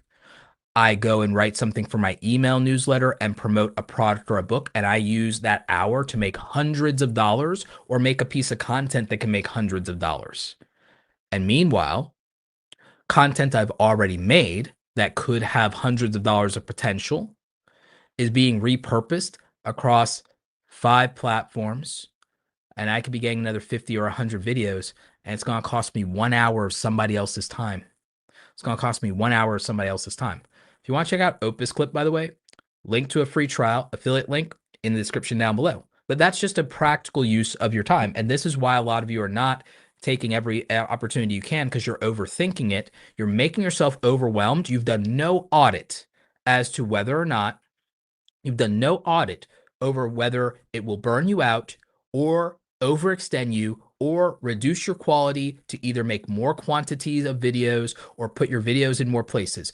You have been told with no evidence of your own experience of it, quality over quantity. You have no evidence that that would work for you just because that's someone else's mantra or because big YouTubers say it. You have no evidence that that's true for you right now. Again, another example of this is daily political commentators aren't worried about quality over quantity. They're doing value of volume. They know what their tribe wants. They know what the progressive or the conservative ideology says. They know how to write a headline for that group. They know how to package it up, and they know how to sling that red meat or that blue meat to the tribe. They know what they're doing, and they can show up every single day and get views. They don't have to play to quality over quantity. They're doing what their audience values at an acceptable level of quality instead of over the top. They're not taking Mr. Beast advice on production, editing, or retention at all. They're not doing any of that. and they're making money hand over fist because their audience values them, shows up for them, and they're playing into other psychological factors like confirmation bias, appeal to authority, familiarity bias, anxiety, ambition, and it works. And it's not just that niche. There are other niches this works in very, very effectively. There's no evidence that quality over quantity works across the board for every creator in every niche in every circumstance. It's just not. We know all personally plenty of creators who make better videos with people, better videos at 10,000 subscribers than people at 100,000 or a million subscribers. Where are their views at? Why aren't they blowing up? If quantity over quality were the answer, why is it that we know people that make the best quality content that we've ever seen that don't get a million views on it? Because it's not necessarily the most important factor. Because if someone doesn't value something, then how good it is while existing outside their value system doesn't matter. There are some of you that no matter how good a video is, there's someone you don't like and you won't watch their content. The quality of a Logan Paul video doesn't matter if you despise Logan Paul, because now he exists outside what you will give value to, what you will give your attention to, what you desire. He exists outside of your value system and your framework and your pre-selection filter. So since Logan Paul exists outside your filters and preferences, the quality of his content is irrelevant to you. The value proposition matters. The alignment to the audience matters. Value for the viewer has to come first. Audience first, not what the creator desires to make and not how good it is, but what does the value represent to the viewer? What is it that they want more than anything? And what fits their preferences and their biases? If you cannot get past people's pre-selection filter, the quality won't matter. So that's the thing. Now, when I say that quality over quantity doesn't matter, people think I mean churn out crap. Quality is not a 0 or a 1. It's not a all or nothing proposition. Quality exists in a spectrum. I usually put it in a 1 through 5. I like to rate things on a 1 out of 5. So by going out of 1 out of 5, it's just a lot easier to deal with. So when it comes to quality, we need an acceptable threshold of quality for the niche that we are in. That threshold is higher if you're in tech. That threshold is higher if you're in beauty. That threshold is lower if you're in news. It's lower if you're in commentary. You can make arguments that in certain gaming communities, it's lower as well. Now, packaging the value to the viewer, there are places where that's much, much more competitive and where you might have to go a lot higher there as well. So that's something you have to consider. And then in terms of consistency, there are types of content where, yes, quantity would hurt quality if you're a DIY creator, because you can't do quality DIY content every single day. Not without a team. You can when you get a team, if that makes sense for you.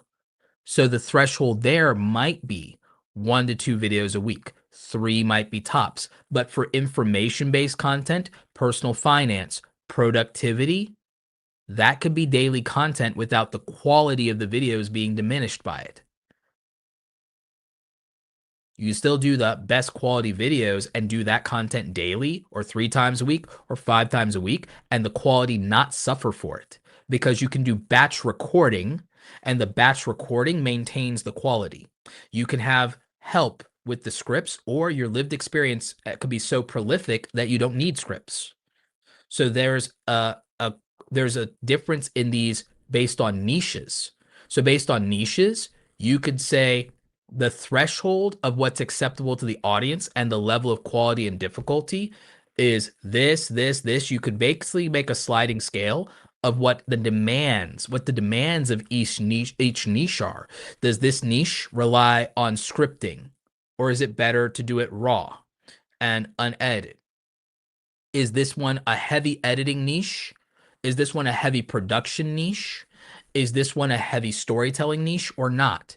You could create a spectrum of different criteria and then have it 1 through 5 stars, and then say, what's the threshold of acceptable quality for channels in this niche that have 100,000 subscribers or average 50 to 100,000 views per upload?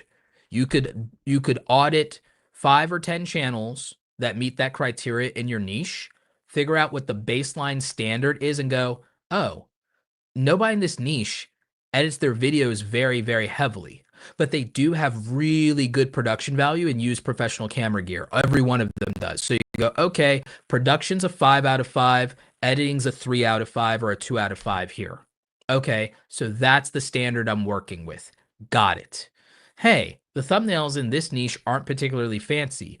Oh, the thumbnails in this niche that get 100,000 views, oh, well, they're a 3 out of 5. Oh, in this niche, those are all a 4 out of 5 or a 5 out of 5. Okay, I'd have to step up there or I'd have to hire a thumbnail artist. So that's the kind of thing you'd want to look at.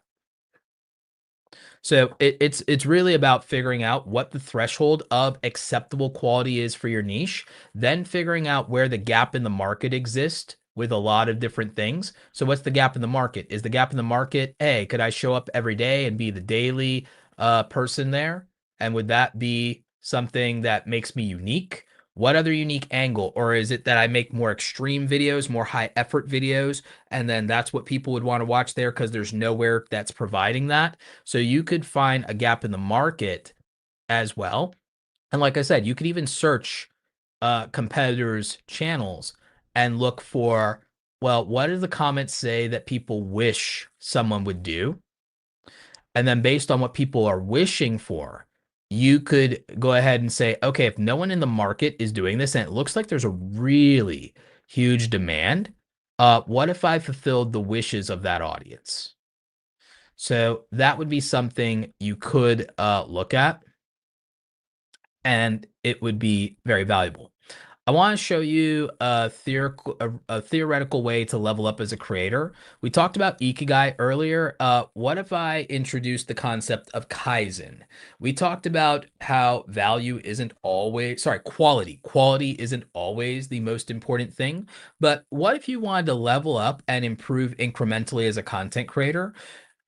You can deliver more value for the viewer in terms of upfront value and them understanding what you have to offer. You could also look at, well, what am I doing with improving my quality? Then you could also, and I hope you will, look at how can I make more money so I can then put more effort in? Because if I have more money, I have more resources, I can buy other people's time, I can do all these things if only I had more money. And that would be very helpful to you. So you could look at the monetization piece, and then you could look at strategy.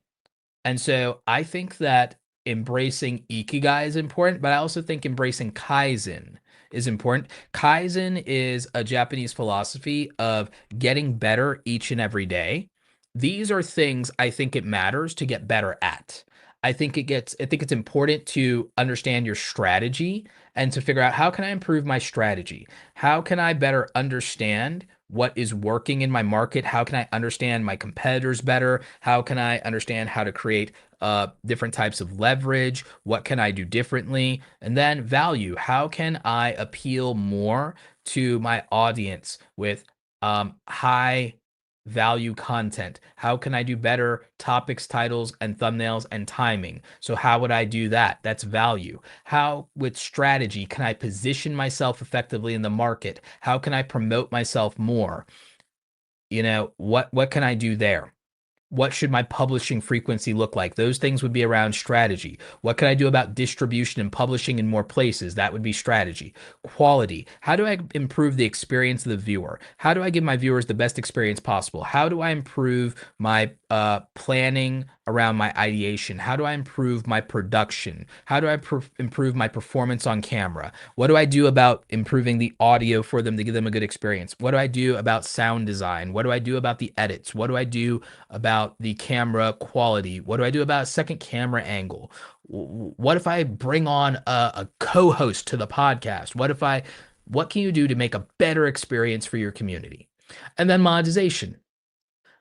What do I do to attract more sponsors? What about building a media kit? What about doing sponsor outreach? What's on my approved list of brands? Where's my whitelist? What do I do to entice those brands? How do I increase my affiliate marketing? How can I use the YouTube community tab to make more affiliate sales? What if I launch a product? What does that look like? How can I monetize this better? What does a good membership community look like? What would I pay $9 a month for? What would I pay $99 a month for?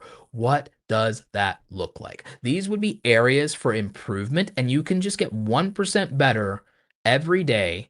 But I would say doing it in these specific dimensions, because everyone says, hey, get better every day. I am telling you specific things to get better at. Get better at your public speaking and presentation.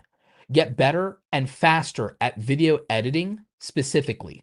Learn the video editing techniques that matter. Find 20 hours in a month to get faster at video editing by actually mastering your software and doing the work. If it means buying a course on your video editing program, buy the bloody course on your video editing program. If you need to buy a course on video cinematography and filmmaking, like full-time filmmaker, buy it. Do what it takes to improve quality, specifically if quality is something that matters in your niche. Strategy. Learn how to use tools that can help you formulate a strategy. Talk to other creators. Do A/B testing. Have other people look at your content or your thumbnails, have them beat the hell out of them. Do a channel review with me. Do a channel review with vidIQ. Get some kind of feedback and actionable advice on improving your content and your strategy. Look at how your packaging could be better. Be honest with yourself about your thumbnails. Do some thumbnail A/B testing. Upgrade and just spend the $10 a month and get Photoshop or get Canva Pro. Do something, or buy Affinity Designer for $70. I don't care. Do something to make the packaging better. Learn to be a better title writer. Throw in the titles that were the most successful on your YouTube channel and the least successful on your YouTube channel into ChatGPT and tell it to do an audit of what you do well, what you do badly, and tell it to not hold back or worry about offending you or hurting your feelings. Tell it to be bloody ruthless and to rip you apart and tell you how to be better. You can do those things. All of those things would be ways to improve directly and be 1% better every time you make a piece of content. And that would help you. So those are specific and actionable things that you could be doing. We have a 12-week. We have a 12-week creator playbook. This is something that is linked in the description if you go to the newsletter. If you sign up for my newsletter, my Creator Economy Insider newsletter, it's linked in the description. It's linked in the show notes. Sign up for the newsletter. One of the first things you get is a 12-week playbook to be a better content creator. We give you a 12-week plan. This is based on the 12-week year. You can level up a year's worth of improvement in 12 weeks if you just take some very actionable steps. Identify your audience avatar. You need to understand who you're creating for. There's a lot of ways you can do that. We give you a focus, a resource, and an assignment. Niche down to your community. A niche is not a prison. It's a community of people that you actually care about and will show up for every week. Become a master storyteller. There's a lot you can do here to improve yourself as a storyteller. There's a lot of people you can learn from. The greatest storyteller on YouTube by far is most likely Casey Neistat. As much as people think his videos are a work of editing genius, there's not that much editing technique to them. It's actually more storytelling and cinematography and delivery than anything else. Improve your video editing skills and become a competent video editor. This will save you the most time and allow you to balance quality and quantity if you become a better video editor. If you literally just spend 10 hours for 1 week on mastering your video editing software, you can become 3 times faster and 3 times more efficient if you just edit and learn tutorials specifically and focus on editing and practicing. And you do that 10 hours for 1 week, you will level up. If you can do that for multiple weeks, there's nothing that says you have to just do it for 1 week. But if you spent 40 hours over the course of a month just leveling up your video editing and said, I will be a better video editor by the end of this month. I will do video editing tutorials 2 hours straight every day for a week. And I will do that for the next month until I am a better video editor with my software. You will be an ungodly video editor compared to if you didn't do that.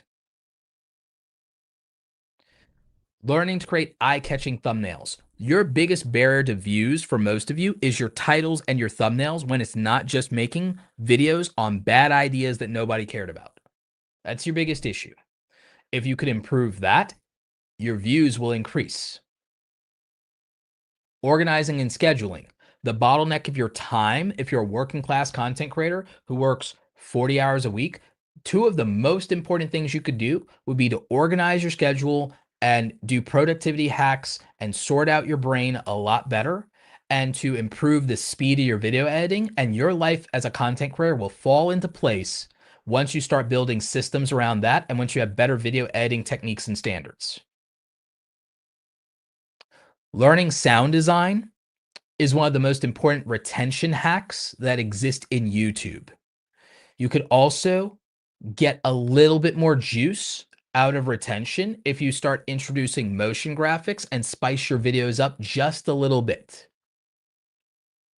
Learning YouTube analytics will help you use data to make better decisions. And then that means you can go to the 80-20 rule and get more out of the content that's growing you the most. If you master your camera equipment and you learn basic cinematography, your quality of content will improve and it will look better and people will notice. I promise you. Brand and aesthetic. If you can learn some aesthetic considerations, set design, lighting goes a long way. Your graphical elements, consistency, just using 1 or 2 fonts consistently in your brand makes it a lot cleaner, more professional. Making your brand cohesive across all of your social media platforms and consistent across all your social media platforms. That would be a level up for you. That would be a glow up. Understanding ideation and how to refine your ideas and do things like A/B testing, how to validate your ideas and the total addressable market, use tools like 1 of 10. This would dramatically improve when it comes to your topics, your titles, your timing. You'd be better at it if you can master this skill. And so those are the first 12 weeks that you could use to level up and launch for this year. And so we give you a complete guide. I'm not going to show off every one of the slides here, but we give you this guide. And if you sign up for the newsletter, this is what shows up as one of the first things you get. So that link is in the description to sign up for the Creator Economy Insider newsletter. That's my newsletter. You can go to robertoblake.com/newsletter to get that. And you'll get the 12-week creator playbook. But it's actionable. It's very actionable.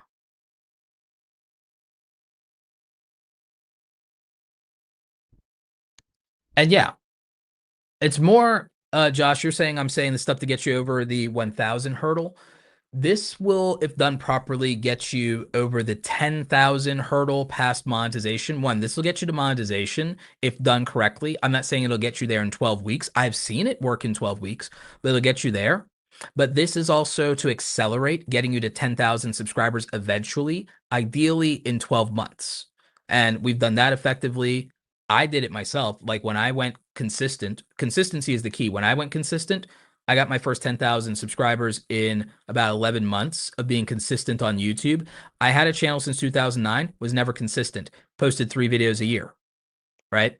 2013, I committed to consistency like you're saying. 10,000 subscribers in 11 months, all evergreen content, no viral videos, no blowing up for Roberto, no hacks, no sub for sub, none of it. Didn't do any of that stuff.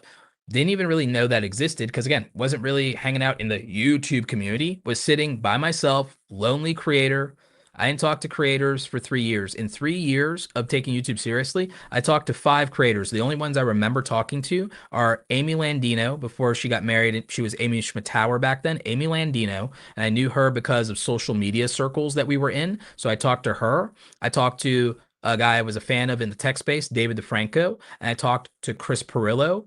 And those were like the only 3 content creators that I ever really talked to in 3 years until I had 100,000 subscribers. The only other people were people in my own community. Later, I started talking to other content creators, but I did not, and I didn't really collab hardly with anybody. I didn't do none of that. I didn't participate in the YouTube community at all until I went to VidCon in 2016. And that was after I got my silver play button.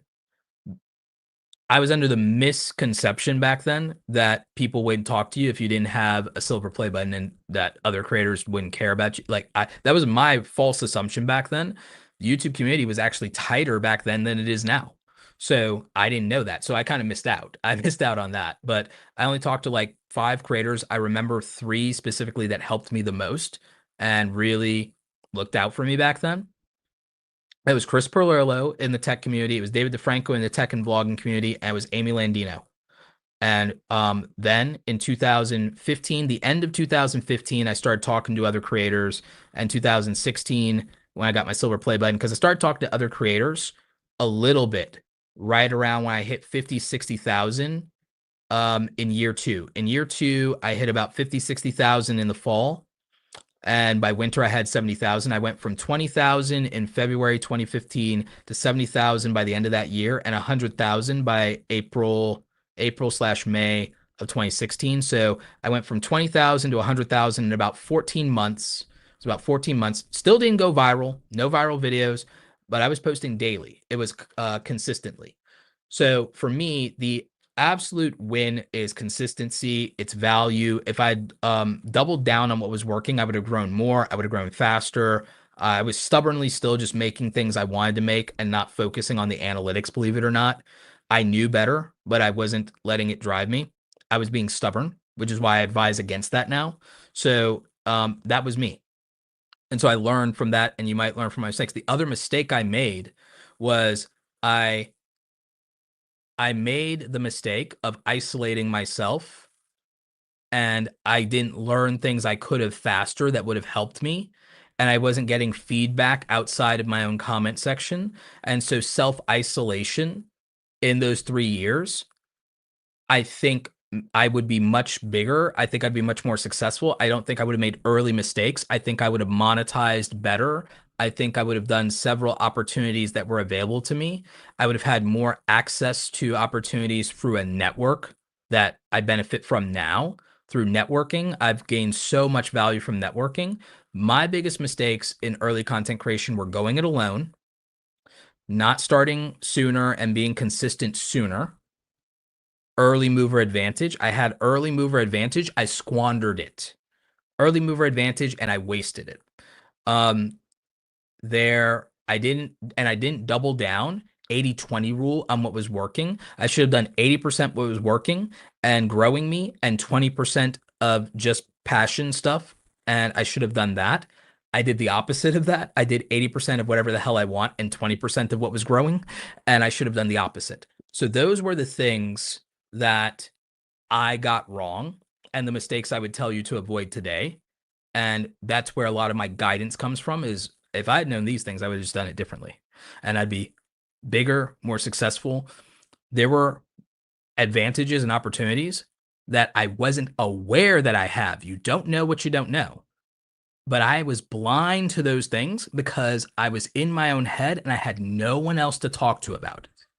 I was not participating in creator communities, creator spaces.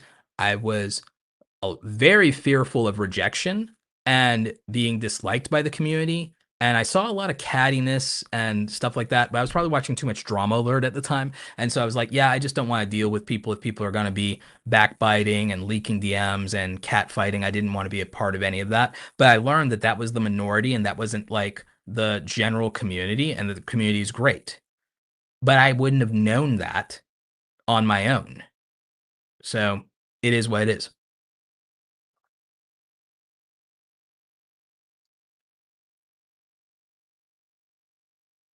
So yeah, feedback is one of the most important things. It serves as a tight feedback loop that you can use to iterate over each video and have more leverage. Well said, Joshua. Well said, Josh. Good going there. We got a super chat from a friend of the channel, uh, Luminos Czar. Thank you for the $4 super sticker. Appreciate you.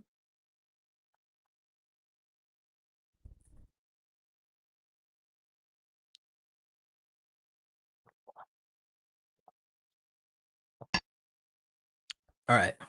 So again, I definitely recommend you get our PDF, the 12-week creator playbook. Also going to highly recommend that you look at our free creator foundations course. That is a free pay what you want, pay what you can course. It could be $0, could be $5, whatever you want to do. Really good, solid stuff there. I want to talk to you about some aspects of personal branding. Um, and I want to talk about scaled platform impact. There's some other things in the slide that don't pertain to what we're talking about today. But from a content strategy standpoint, there's an intersectionality here. And by the way, you could hot swap Instagram with TikTok in many cases, or do both. You could also hot swap X/Twitter with LinkedIn, or do both, and it would basically work the same for what I'm talking about. But for a lot of you, let's say you're an entertainer. If you're an entertainer, I would do YouTube, Instagram, TikTok, and a podcast. And frankly, I would be on X for networking opportunities, being in X spaces, and to collaborate with brands and to be very, very accessible to your community. So I would be on X as a creator. It's actually been my secret weapon over the last 10 years. Over the last 10 plus years. Actually, I've been consistent on X since 2009, unlike being consistent on YouTube. So like for the past 15 years, X has been my secret weapon back when it was Twitter. And it still works very well for me today for a lot of opportunities and connection. Fantastic platform as far as I'm concerned. Doesn't matter who the owner is. Now, here's the thing. Here's the thing. Let's say you were an entertainer. If you were an entertainer on YouTube, here's what I would probably do. Let's even say you're a TikToker. Let's say you're a TikToker and you make short form and you do skits, you do comedy, you do fun, quirky TikToks, or you even do NPC content, or you do weird fact of the day content. Let's say you just are a TikTok short form creator. First of all, if you're a TikTok short form creator, you should be repurposing that content on X, Snapchat, Instagram Reels, and Facebook Reels, and YouTube Shorts, and getting paid for all of it. It's the same content. It will take you 15 to 30 minutes a day to repurpose it to all the other platforms. Just do it. You already made the content once. Just do it. So I would be doing that. So I'd be repurposing and resyndicating my content, getting paid. So that's number one. But then how would you transition from being a YouTube Shorts or short form or TikTok creator to being a long form YouTube creator? Well, the secret lies in our good friend, Mr. Logan Paul. As much as many of you don't like him, you can learn from people you dislike. You can learn from the people you dislike. You can profit from people you dislike. In fact, I insist that if you dislike someone, find out how you can make money off of them anyway. I'm not joking. That's the funny thing about it. I'm not joking. It's like, as long as this person I dislike have to exist in this world, I might as well benefit from it in some way. I might as well extract value from this person if I have to tolerate their existence. So, how can you do that? Well, let's learn from Mr. Logan Paul, shall we? We'll learn from Mr. Logan Paul. Mr. Logan Paul was a Viner who did Vine comedy and skits and pranks and did stuff in short form, 6 second short form in Vine, for those of you who don't remember it.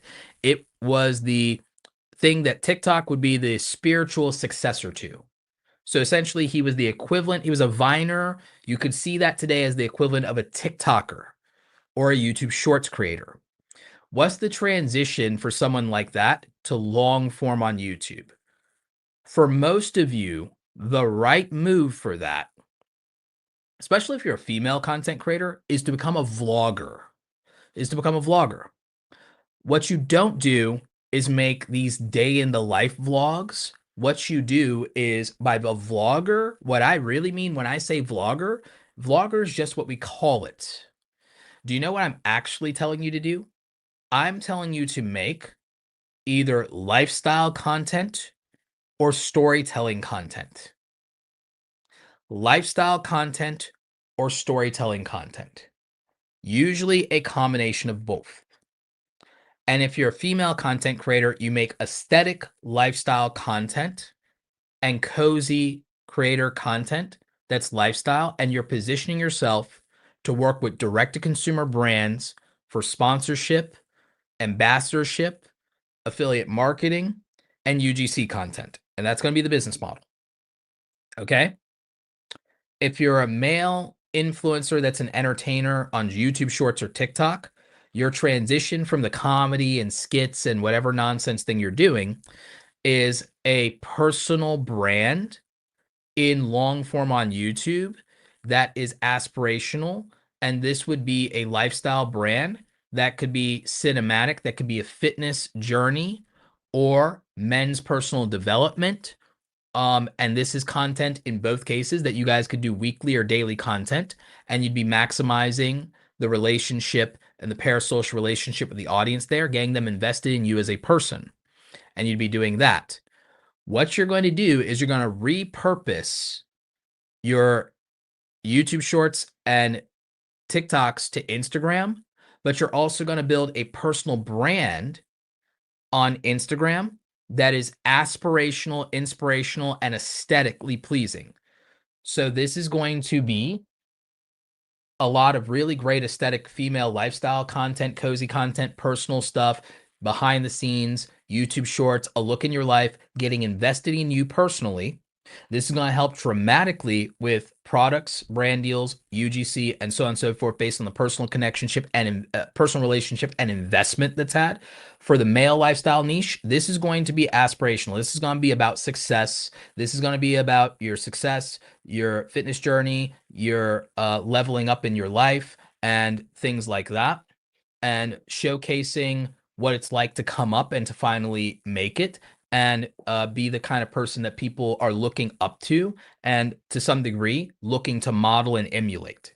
So this is why you're going to build a personal brand on Instagram and combine that and doing Instagram stories with translating your TikToks and YouTube shorts to reels, so that the audience then moves from consuming the content to consuming you and your personality and wanting aspects of your lifestyle for themselves, which makes you the perfect vehicle for sponsors and brands. So that is where you're going to go with this. The vlog-like entertainment content is something that you can do as a male or female influencer, because you already have the existing audience in the short form, and now taking them to long form is not giving them more of the same thing. It's giving them something different, but the commonality is you. And now it's a matter of the fact that they consume that entertainment. Now they're consuming you in the sense that they want now to see what you're doing. And in many cases, a lot of them are like, man, I want to be more like you. And so that's what the leverage play here is for that long form. And so then that's what the YouTube videos will be like. You can then make a different short form channel that syndicates clips of those things where it makes sense. Here's the other kicker. This allows you to have a longer lifespan where the audience matures with you and goes from, haha, that was funny, that was goofy, I was cheap dopamine, brain rot, whatever, to, oh man, I want to grow up to be like you, or hey, we're the same age. Why am I not where you're at in life? Why does my life not look like yours? So then this extends the longevity of your brand. The next evolution of this, and again, Logan Paul did this, is then to make a podcast.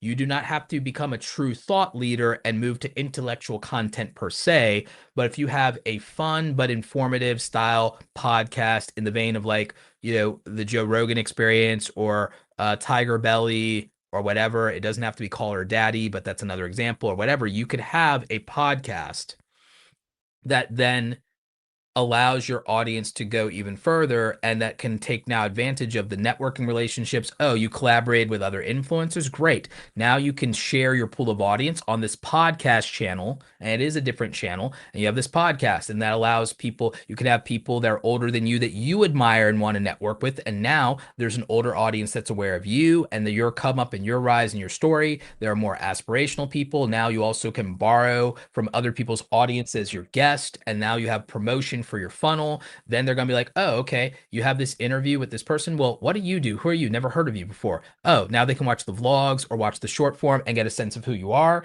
Now you have captured that audience, and they can go 3 levels deep. Maybe some of them move over to your Instagram. Now you're 4 levels deep. If they're really invested in you, all of these things become a funnel to your membership. See what we've done? The podcast itself can be recirculated and resyndicated because it's video and audio, and your guests can share clips from it as well. So now you have that. Then there's the clip farming, and now you can have a channel that's for the clips, and you can distribute that across multiple platforms and be paid ad revenue for that, have links to affiliate links, have links to your own products, your merchandise, your memberships, so on and so forth. Then you can still clip farm and have shorts for the podcast and have that micro content and distribute that across 5 different platforms, 6 even. And because now it's vertical video there. So you see the ecosystem that this creates. Maintaining this only requires, relatively speaking, a very, very small team. Probably a full-time video editor, a person that you could look at as a social media manager that also does some light video editing and does repurposing of content for you, and also helps manage the multiple accounts. So that's a part-timer, honestly, full-time video editor, part-time social media manager to do repurposing and light video editing. Also can serve as a backup video editor. And then you probably just need a full-time thumbnail artist and graphic designer to handle branding, social media visuals, visuals that your video editor can use that's not a graphic designer, and to do the thumbnails for you. So that's 2 full-timers there. Probably a full-time personal assistant, if I'm being honest. And you could afford that between all of the revenue from monetizing all of this content at scale on multiple platforms, and between the fact that you've perfectly positioned to be the ultimate brand ambassador, because now the podcast can have multiple sponsors and multiple plugs during a 90-minute or 2-hour podcast or hour-long podcast, multiple brand deal sponsorships, long-term commitments there, quarterly, half a year, or yearly, 3, 6, 9-month contracts, multiple sponsors, sell multiple inventory, line up 6 to 8 sponsors for the podcast, and that's just for the podcast deal. Line up on the primary long-form YouTube channel, long-term recurring contracts with 3 to 5 recurring sponsors. 3 is probably the sweet spot. There you go. One-off brand deals for the short form, but multiple UGC deals being the face of brands that align to your audience in a direct-to-consumer market.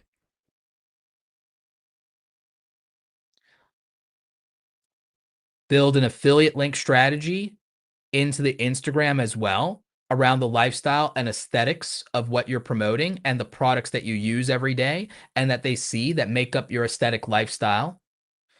Those things would be practical. This is the total business model, and this is the business model used by the largest creators in the industry. I just happen to use Logan Paul as an example because it's inflammatory and it's actually very practical to use him as an example. But there are other people who do this. So that would be why this particular strategy would be super effective and how you scale multiple platforms. So you're welcome. So if you didn't think, again, not generic content strategy here. This isn't generic content strategy. This is a little deeper than most people get. I told you that this would be the equivalent of a paid course.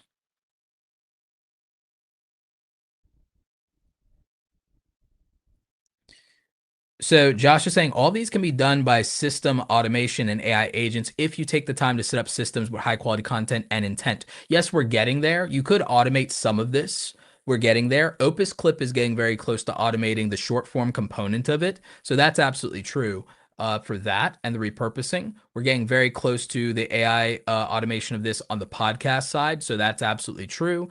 And then we're getting very close to where AI could be editing the content effectively. So there's that as well. So there is a future where a solo content creator might be able to do this without being burnt out.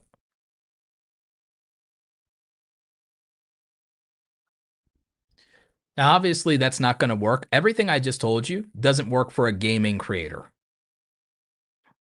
But since most of you are doing entertainment content and it exists outside of that, I just use the entertainment. Most of you aspire to do an entertainment play. So I use that as the example.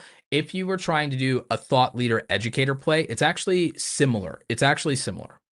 So a thought leader, their basis wouldn't be starting from short form going to long form.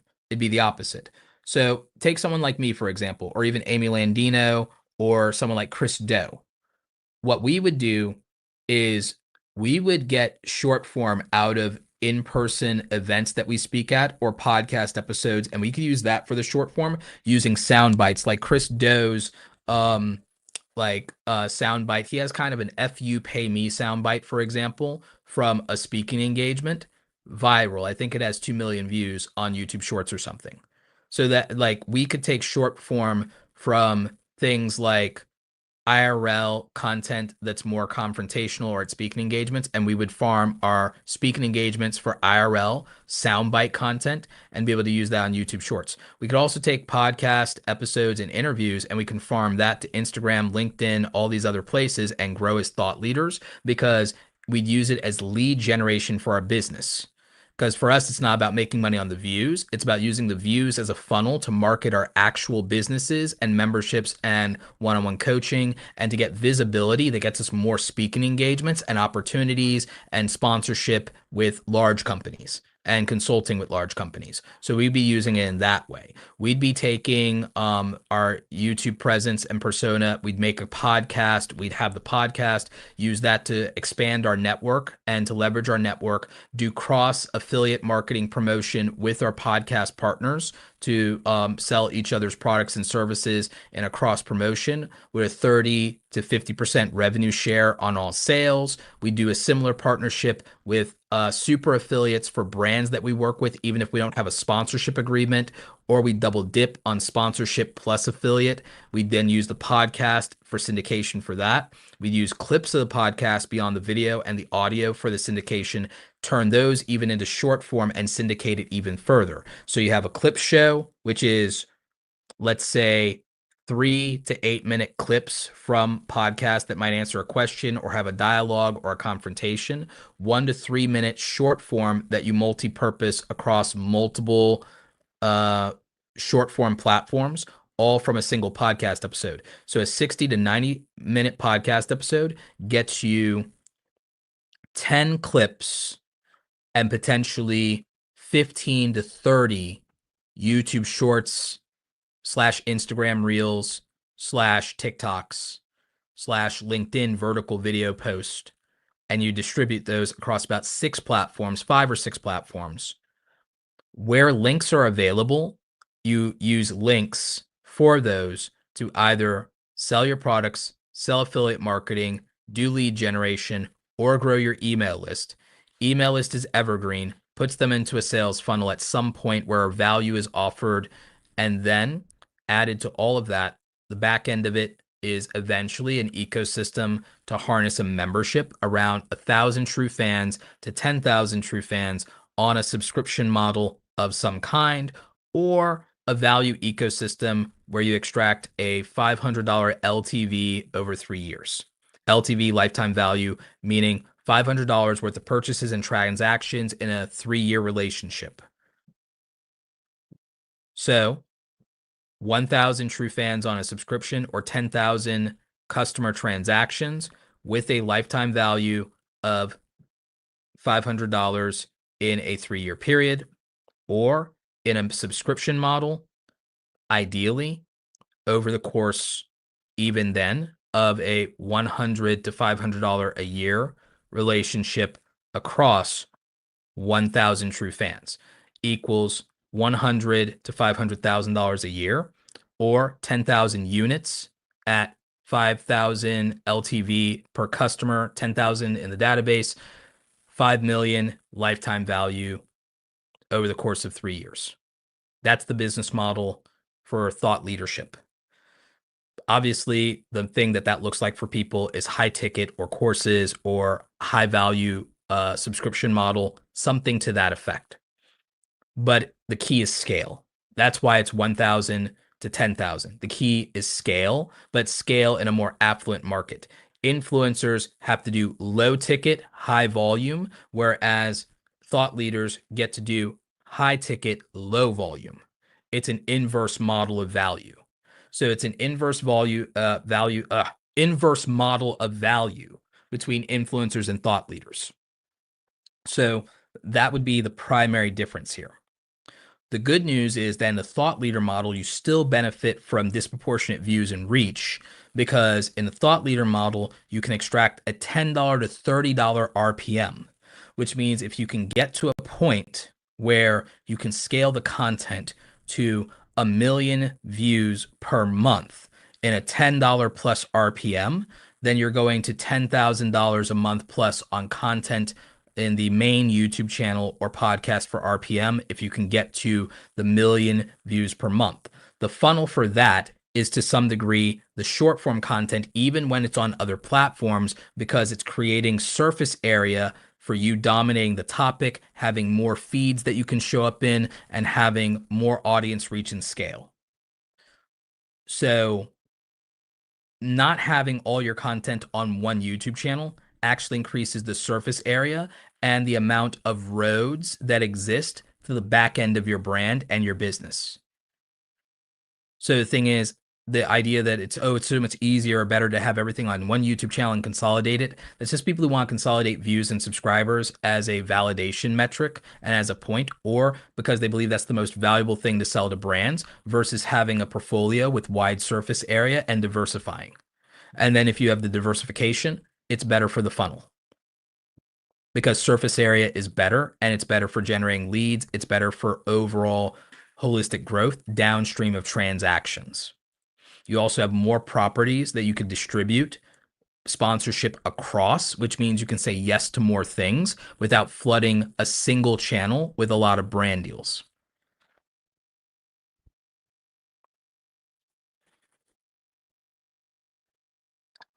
And if you do this correctly, by the way, you just have more people who know your name. And so then your personal brand and the brand equity is considerably higher. And then this translates to other things. In the influencer entertainment model, what I would tell a lot of people is, if you've always wanted to do music anyway, use the enthusiasm from your vlogs and your short form to rally your audience to do a $0 opportunity, which is have them make you famous and on the Billboard charts. Take the money that you're making, get vocal lessons and singing lessons, and show them behind the scenes on your Instagram that you're working your heart out to actually become a good singer and that launch a singing career. And then off the back of that, you now have that audience where you have 10,000 people that are cheering you on, that can run up the numbers on your streams, and you can print money if they're always listening to your songs and they're real fans of yours. Because 10,000 people can listen to 10 songs from you a day and run up your numbers, and you could have millions of streams a year. And if you get 20 million streams a year, you're making between $50,000 and $100,000 off of your music career. And again, that's off of just a handful of tracks or an LP. If you're able to build a deeper discography and you're also able to grow your fan base, and you can get 100,000 listeners that are constantly streaming your songs, then you could be getting 1 million to 2 million streams across all of your discography per day or per week. And then you can really run up your numbers, and you can be making good money as a vlogger turned amateur indie artist. And only because your fans love you. You don't have to be the best musician in the world. You just have to be someone that they are rooting for and that they want to see thrive. And so that would be the thing. So that's another example. So that's the entertainment component of this. And that is because in the entertainment component, you have a lower, less affluent audience You have them usually younger. And the thing that is, they have time, energy, and enthusiasm. An older, affluent audience is better for a thought leader because they have less energy, less time, more skepticism, but they have more disposable income and they have less people catering to them. Everyone chases the people under 25. Less people cater to niche specific audiences that are over 30 and 35 to 45, 55 plus. Therefore, if you manage to do that, there is uncontested money and an uncontested market, an underserved audience. So then that would be valuable. It's going to be less views, but they're going to be worth more money. It's going to be less sales, but they're going to be higher ticket. This is why I said there's an inverse relationship to reach and revenue in the influencer versus thought leader model. Now, don't get me wrong. I just told you about the distribution model. You can have shorts, long form, and live streams all on one channel. There's a way to make that work. There's a strategy to make that work. And it's actually really thoughtful. Think of every format as a preference, but also think of them as a risk assessment. Casual viewers, short form, haven't heard of you, just scrolling on the platform. They're more platform and format loyal. They don't know you. A lot of you can't name short form creators. You can't name exclusive short form creators. A lot of you can't. I can name a couple of them. Y'all would struggle to name 5 short form creators. I can. So that's something a lot of you would struggle with. That's because their preference and priority is the format and the platform. So they're loyal to YouTube Shorts, they're loyal to TikTok, they're loyal to a type of content. They're not really loyal to the creator. That's why the creator's not sticky for them. Then you have regular videos. Regular videos are about the filter of preferences to where you're loyal to is not the platform and format, but the content itself, the topic itself, the style of the video, so on and so forth. Now that's where long form wins. Long form is more sticky. So those are intentional viewers. So we went from casual viewers that watch short form to long form viewers that are intentional and picky. And now live stream viewers are loyalists. They are diehard fans. They're super fans. You all watching me right now on the live stream or committed to a 3-hour replay stream, y'all are loyal. Y'all are diehards. Y'all are real ones. Y'all are true fans. Okay. And so those people are the most likely to respond to an offer. They're the most likely to donate with super chats. They're the most likely to buy products. They're the most likely to sign up for an email list. They're the most likely to sign up and commit to a membership.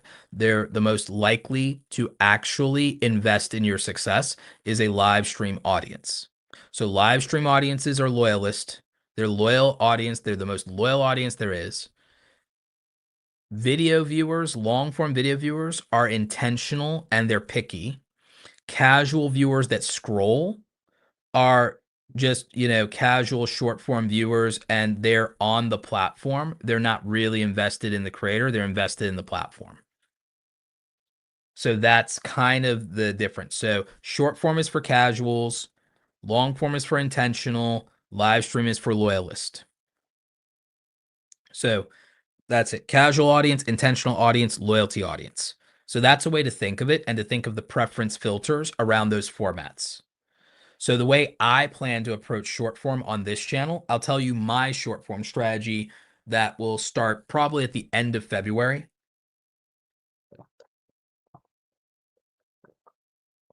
The plan is that usually right after the days, most of the days where I've gotten my braids done, is me and my brother will go and we will do the photo shoots for my thumbnails and we'll do like 100, 200 photos for my thumbnails and my branding. Then the next step is to move to doing sit down videos like this, but vertical, where I go to my Twitter or I go to my Instagram or I go to my YouTube comments. And I would have done this like the night before or the week before. We would have put the questions into a spreadsheet. And then we have me sit on the camera and we have me answer one question in anywhere from 1 minute to 3 minutes for short form. And we would run through that until I've done 30 to 50 of those in one setting. We might do one or more sessions of that. We might do them 30 minutes at a time and try to knock them out before noon, before lunch. So we might do 30 before lunch and then do another 30 after lunch. And then that's that, whatever takes an hour or less. And we do it, rest my voice a little bit, and then, okay, that's it. We have it. And if we do those in the course of 2 weeks of doing that, we'd have 100 pieces of dedicated short form that are not even repurposed yet from long form. They're dedicated short form, and they're short form that's specific to things that my audience cares about that might be broader topics. We wouldn't upload those to YouTube Shorts right away. We would put them on LinkedIn, X, and Instagram and put all of them there. And then we would see, and they're all going to be evergreen, and we'll see what performs. Whatever performs in at least 2 platforms very, very well becomes a candidate for us to take to YouTube to put in a YouTube short on my main channel. And everything that doesn't make it and make the cut to be a YouTube short on my main channel would be put as a YouTube short on my highlights channel. And then that's how we would approach it. The other thing we're planning to do is from my podcast, do clips that are 3 to 8 minutes in horizontal for the highlights channel specifically. And then there's some of those that we can have 1 to 3 minutes that are clips that are vertical for the highlights channel. And we might test some of those, and then we might curate on from the podcast episodes on Instagram and LinkedIn and on X. Hey, what performed? And so if something was an interview, if it performed, we'll take the clip from that and we won't put it on my main channel or the highlights channel. We'll put it as a YouTube short on the podcast channel to be a beginning funnel to get more people to the podcast. So what we're doing is we're consolidating clips of mine in a highlights channel from multiple sources. Okay, so we have an aggregate for everything just to give us surface area and to say why not, so we don't waste the opportunity. But the best of the best, we have 2 places on YouTube that they go, my main channel and the podcast channel, depending on it. Anything that wasn't good enough for those 2 channels gets put to the highlights channel. So that's the plan. That's the plan going forward when it comes to that. Oh, wow. We got a $100 super chat. This is amazing. Got to definitely highlight this. We just got a $100 super chat from Just Another Mark. So we're showing that here on the screen. I want to read this one out loud for you guys. Thank you so much. Appreciate that. So Just Another Mark says, I was put onto your videos by the lead attorney a couple of years ago, but didn't have the time to start taking YouTube seriously until this year. I see you offer tons of services. Where would you suggest a short form creator start? This is my short form channel. All right, so Just Another Mark. Appreciate you. I love this question. This is fantastic. So depending on where you are in your creator journey, and since you were recommended by the lead attorney, I would say that for you, the best opportunity is probably to be a member of the Awesome Creator Academy Pro Group and for you to do a 1-year membership with the Awesome Creator Academy Pro Group. The reason I think you should do a 1-year membership with the Pro Group, which is linked in the description, just go to awesomecreatoracademy.com/group or even awesomecreatoracademy.com/join and become a member today. The reason I say this is because if you spend 1 year in the Academy Pro Group, and as of today, right now, that's a $500 a year membership, then we meet twice a week. That means that your tuition at $500 for a year commitment with 50 weeks in the year, not counting holidays, is basically a $10 a week subscription. And that's twice a week that you're meeting with other creators. You can be part of the office hours. We do 1-hour sessions on Tuesdays and Thursdays. You can get direct feedback not only from me, but from the group, hear what other creators are going through. You get to be part of the private membership group, and you can post questions and interact with people every single day in the accountability club. And so you have multiple people you can get feedback on your content from, because we have about 100 members. We have about 50 people that are super, super active. We have maybe anywhere from, because of the calls, we have a different rotating group of people who can make the call. Whoever can make the call can make the call. But if you think about it, you're basically paying $10 a week for a whole year to have access to multiple creators, have more direct access and priority access to me. You can get on these calls twice a week and ask me a direct question to my face, whatever you want. You get to deal with the other Academy members as well. You also get access on your own for the DIY learning to all of our training material, which is over 100 hours split across 12 categories of content. So you can choose your own adventure of what you want to focus on. You get access to all of our digital download products, all of our micro courses, all of our templates, our email swipe files, our outreach templates and media kits for brand deals and negotiating, all of it. And you get to ask specific questions. You also get a network of other creators that you'll be interacting with for a whole year and get feedback in a way you might not be getting it right now. So that's where I think is a good place for you to start, because I think it's the most reasonable value offer that over delivers for you no matter what your circumstances are, and gives you the flexibility that if you have questions about brand deals as a short form creator, or you transition to long form, you can ask us about your brand deals and you can figure out whether you're getting screwed over, whether you're getting underpriced. That would cover the value of your tuition alone if you're getting better brand deals, because you're negotiating stronger, because you have feedback from other people, and you can know if you're appropriately pricing. You also would get to know whether there are other opportunities, because you'll learn about what other creators are doing and how they're making money and what they're doing and how their offers are working out. And you'll be able to talk to them about it and get honest, candid feedback, because it's a private group. So that would be helpful to you. The other thing is, you would be able to be in a position to workshop and test out your ideas and work through them instead of being in your own head, which could save you a lot more time and frustration in your testing process, because you can get human feedback on things like A/B testing. So that would be something that could be incredibly valuable to you. So for all of these reasons, that's why I think you or anybody should join the Awesome Creator Academy Pro group, especially given its current price, because I don't think there is a much more reasonable ask of somebody than if you go 500 for the year and you get to show up twice a week. You're paying $10 a week membership dues to be around other creators that are trying to be full-time or already full-time and are operating at a high level. And you get to talk about negotiating brand deals, and you get to actually have other creators that are invested in this to talk to. So I don't know that there's a more reasonable way to determine value than saying I'm paying $10 a week for that. So that's my offer. That's my response to your question. That's the pitch.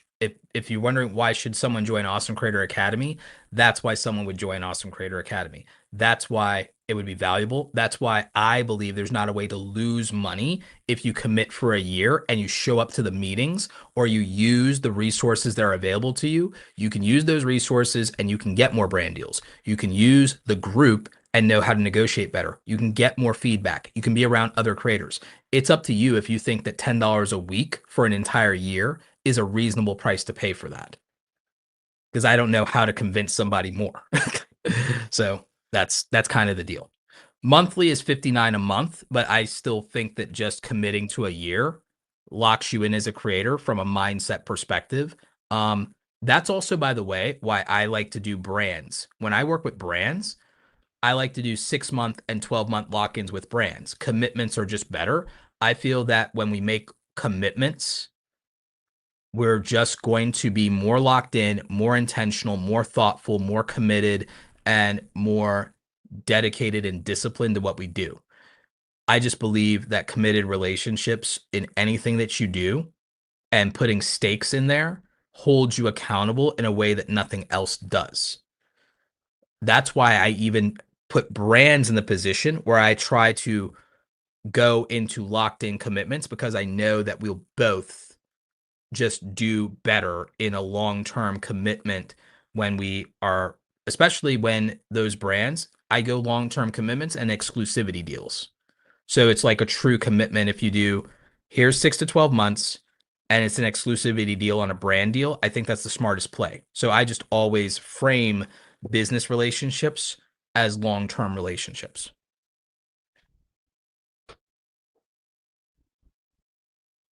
So thank you again for the 100 tremendous $100 super chat.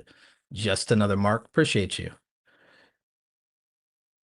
Was not expecting that one. And shout out and thank you to lead attorney. Like, he's always just so generous and so thoughtful and always so supportive of me. It's like, you can't ask for better people in your community than people that refer people to you, that speak well of you and speak your name in rooms where opportunities and resources exist. That's the power of networks and of good relationships and having a good reputation, is people speak your name in rooms where resources and opportunities exist for you without you having to be there.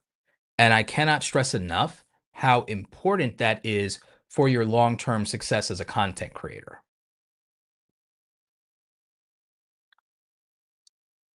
So yeah, so going back here, this is what I said about the scaled platform effect. We talked about Ikigai for creators already before.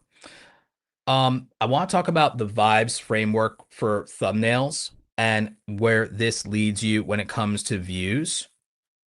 So when it comes to views, is it visually attractive at a glance? Is it interesting at a glance through its storytelling in the thumbnail? Does it have bold text and contrasting color? Does it have at least three eye-catching elements? And does this thumbnail convey status or social proof of some kind? These are the things that make a clickable thumbnail. The vibes framework is incredibly powerful.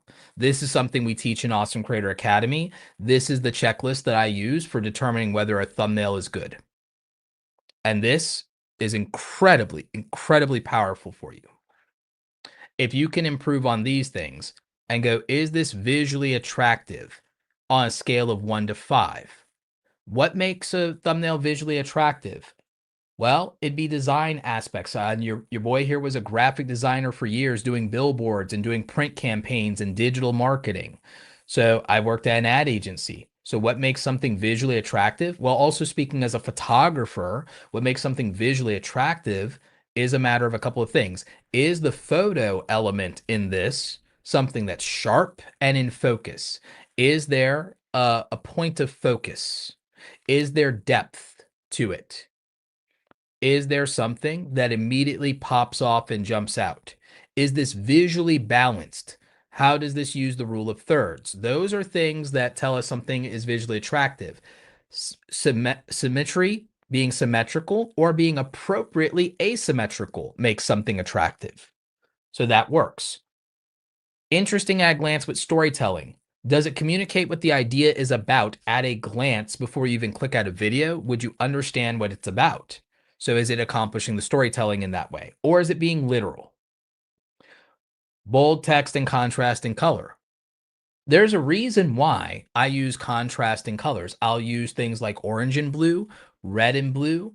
I will do these things for a reason. Teal and green. I'm using color theory effectively. There's a reason I use drop shadows. There's a reason I use foreground, middle ground, background to create depth. This creates boldness, depth, and contrast, and then it makes things more visually appealing and it creates separation. Eye-catching elements. I try to not overwhelm you in a thumbnail, and I try to make clear visual distinctions and hierarchies.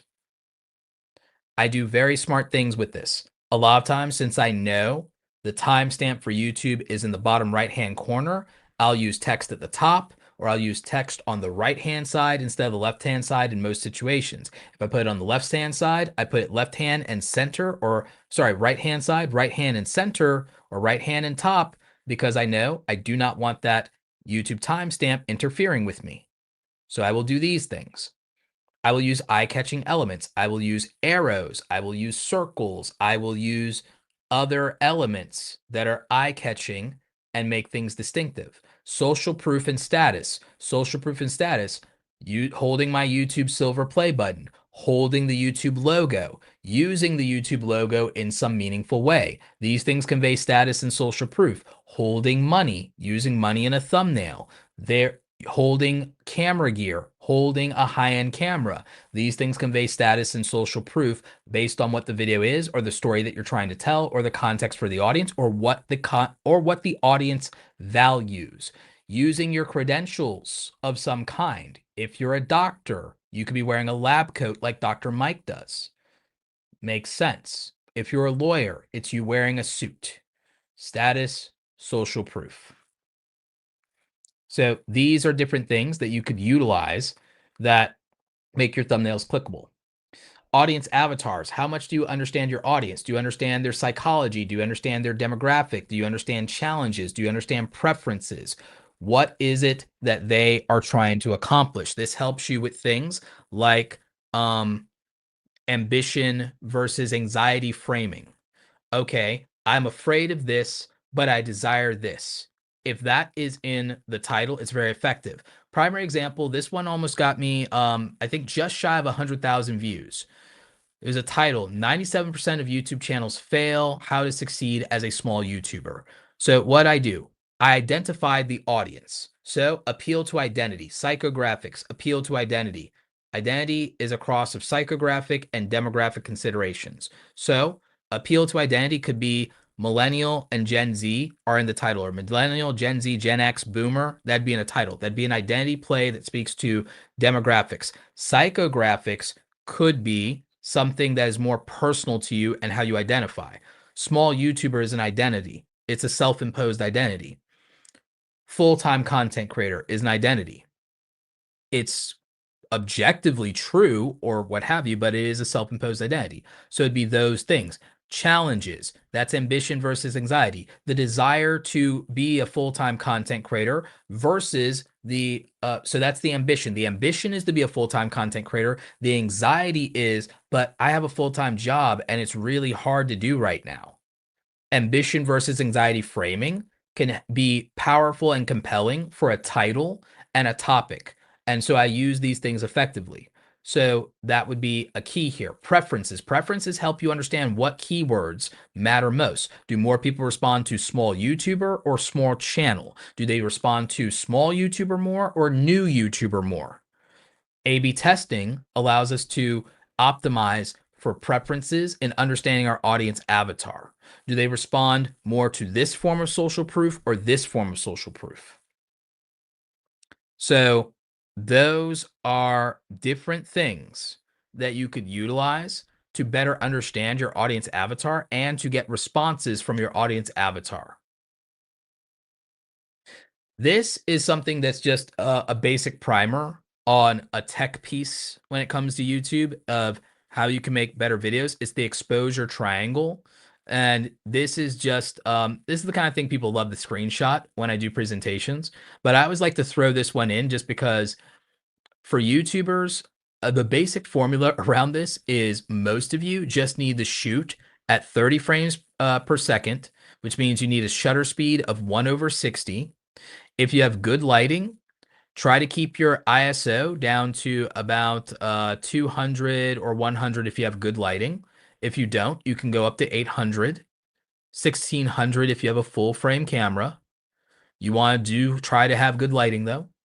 And if you want the blurry background, you want an aperture of about f1.8, f2.0, or f2.8. The lenses that you need to do that will be more expensive, but they'll be absolutely worth it. If you're doing an interview, you're going to do f4.0 for an interview in most cases because you want to have a very sharp image of your guest and make sure that nothing gets blurred with them.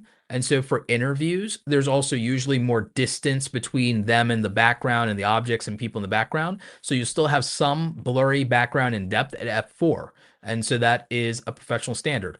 What I will tell you guys is when you're shooting your thumbnails, if you have a clean or plain background, just shoot your thumbnails for your headshots and photos with really, really good lighting at f4 or f8 and crank up the lighting very high and crank the ISO very low so there's less noise, and you'll be fine.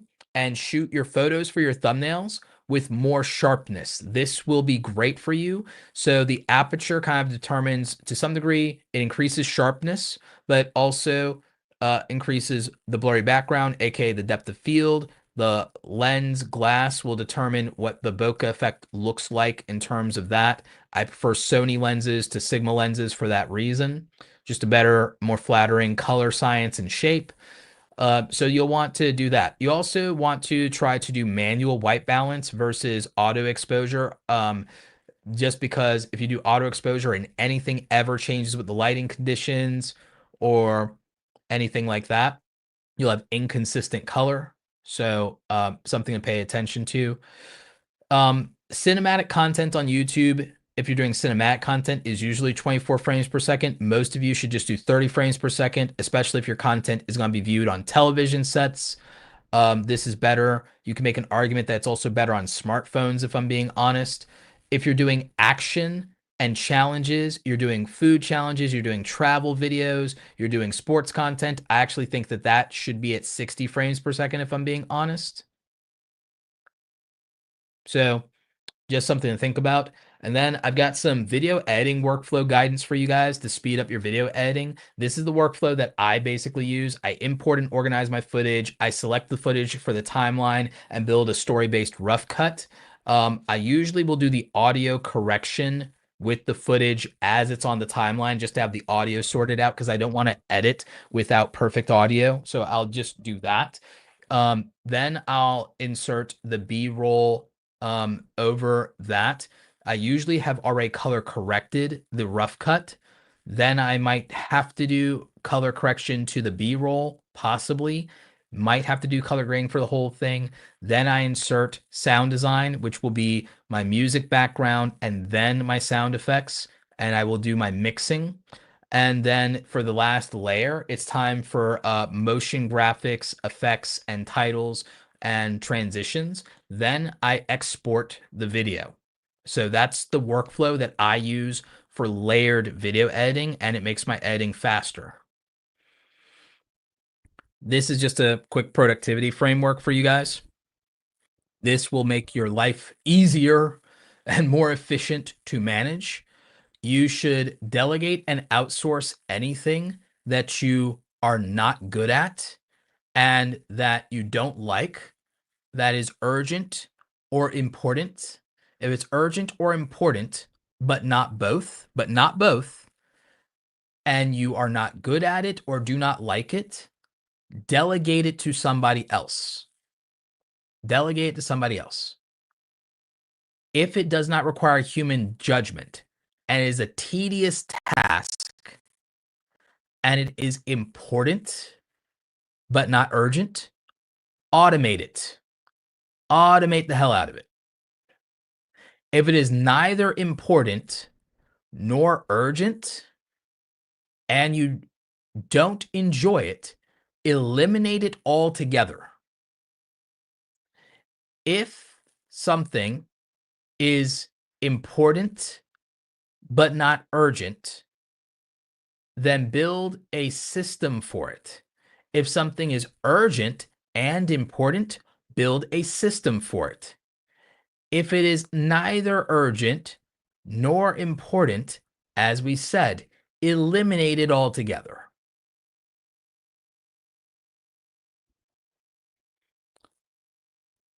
For those of you struggling with ideas, 6 steps to the ideation process. Identify your audience. Research and find inspiration. Do a brainstorming and whiteboarding session. Maybe get feedback from other people.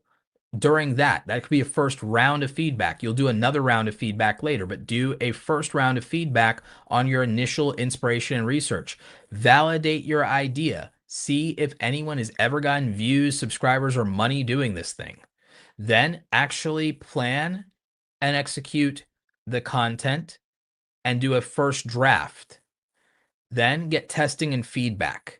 This is actually what I did when I published my book. When I did my book, I actually went through this process and I validated every chapter of my book. And this also helped me because like Romina, who's in here, and my friend Audrey helped me. And I ended up adding 4 or 5 chapters to my book that I wouldn't have based on this process and getting feedback and testing my book and my chapters with them. And that's also what developed me having the 4 to 5 chapters on mental health for creators in my book. A lot of that came because of them. It might have only ended up being 2 chapters if I hadn't gotten their feedback.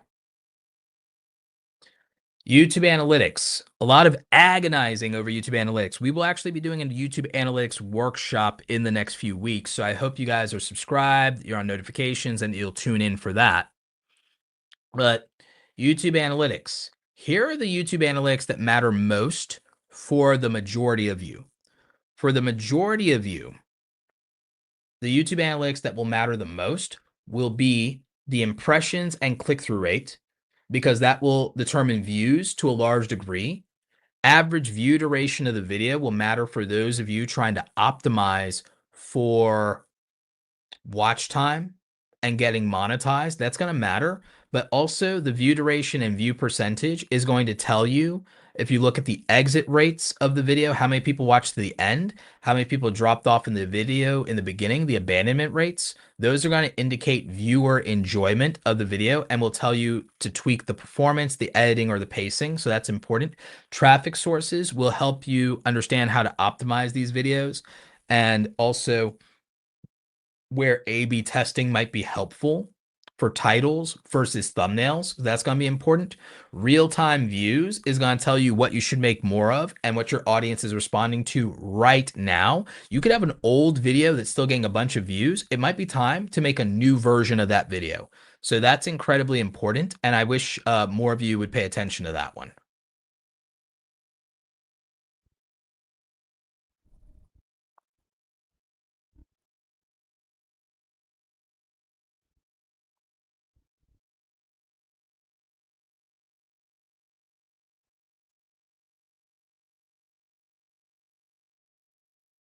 That one's more about email marketing there. So we're just going to bypass that because I will do a different presentation for you guys on email marketing and um, productizing that. But when it comes to the concept of automated income, if done correctly and you have a backlog of evergreen content on YouTube, you can basically make passive income if you have a back catalog of YouTube content that not only drives ad revenue, but drives revenue through affiliate links, product sales, sign up for your memberships. Because the content's evergreen, it stays as a funnel. This gives you multi-tier scaled income that is truly automated and passive because you did the work already months, potentially even years ago, and it still is a funnel for your business.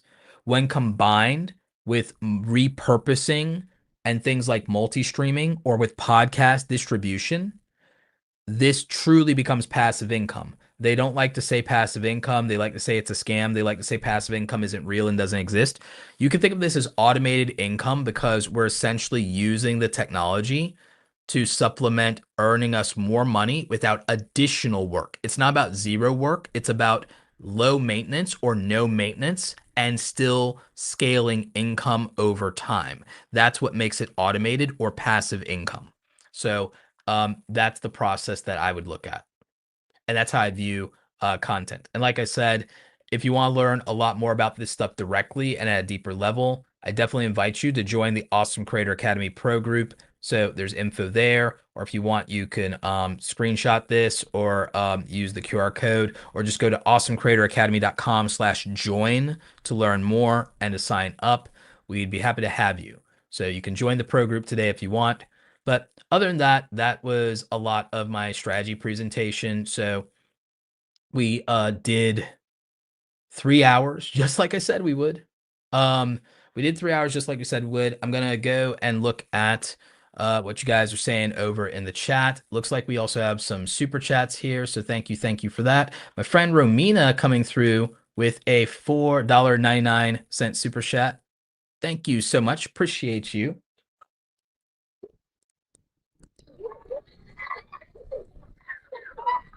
Just making sure I didn't miss anybody else here. We got Phil, we got Larry, we got DB, we got Poverty of Paradise. Yeah, we did the super chats, so that's cool. So yeah, just going to the live chat here. Let's see what a lot of you have to say.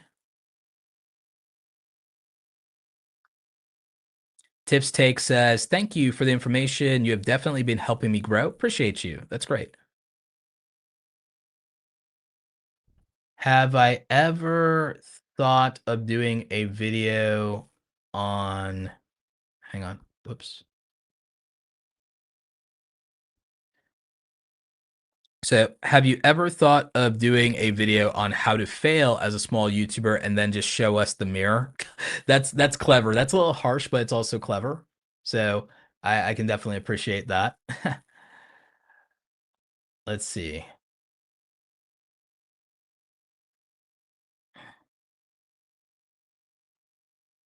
Canva thumbnails don't seem to work for the fashion niche, so what do you suggest? Some Canva thumbnails can work for the fashion niche. It just depends. What I would actually look at is I would look at the concept of style guides. I would also find creators similar to you in looks equivalent and aesthetic, and then find creators and optimize around videos that have 100,000 to 1 million views. And the reason I'd optimize around those is if you get 10% of their success, you're doing really well. If you get 1% of their success, you're not doing too bad. So it drastically changes your potential view floor and view ceiling. So I would do that. And then I would experiment.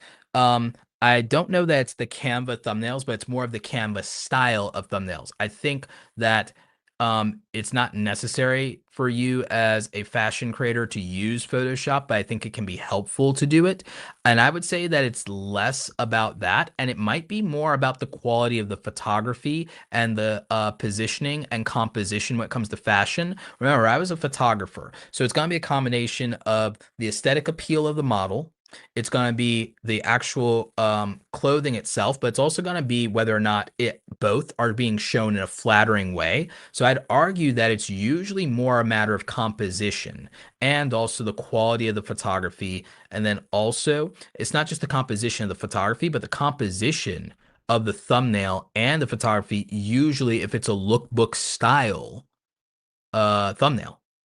So just consider that. And again, it's a really good thing that you asked this question, because one of the other things that you all have to remember is a lot of YouTubers think that you can only teach about your own niche and what you know, but what you can actually teach about is your experience, because they're not entirely wrong, except for one thing. That applies mostly to younger YouTubers, because if you're somebody who's over 30 or you're someone in your 40s, you've lived a lot of life. You've done a lot of things. You might know a lot of things that exist outside of the content you just happen to choose. And creative people also tend to be polymaths. They tend to be passionate, multi-passionate, know a lot of things, lived a lot of things, done a lot of things. If you're in your 40s, there's a lot of subject matter that you got passionate about for 5 years at a time of your life at the same time. So you can know a lot of stuff. Keep in mind, there are niches and things that you would think I wouldn't know, but again, I was a photographer. So there are things I know about the beauty, fashion, and makeup niche because I was a photographer, and I actually did product photography and commercial photography, and I did advertising for local businesses where I did the editing and content for boutiques and fashion brands and for their products and everything like that. I remember there was a woman, I believe her name was Shayna. There was a woman, Shayna. She had a couture style boutique downtown in my old town. And I ended up doing the product photography for her advertising and her marketing for print and for early social media. This is years and years and years ago.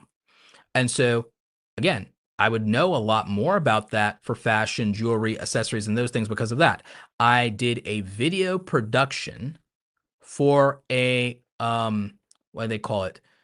a fashion show that had a catwalk. That was the word. I was a fat catwalk. So they did a catwalk. They did a Victoria's Secret style fashion show, and I had to do the videos for that and set up the multiple cameras for that. I had to have a task another photographer to do the flash photography while I do the video part and have the multi-camera setup running.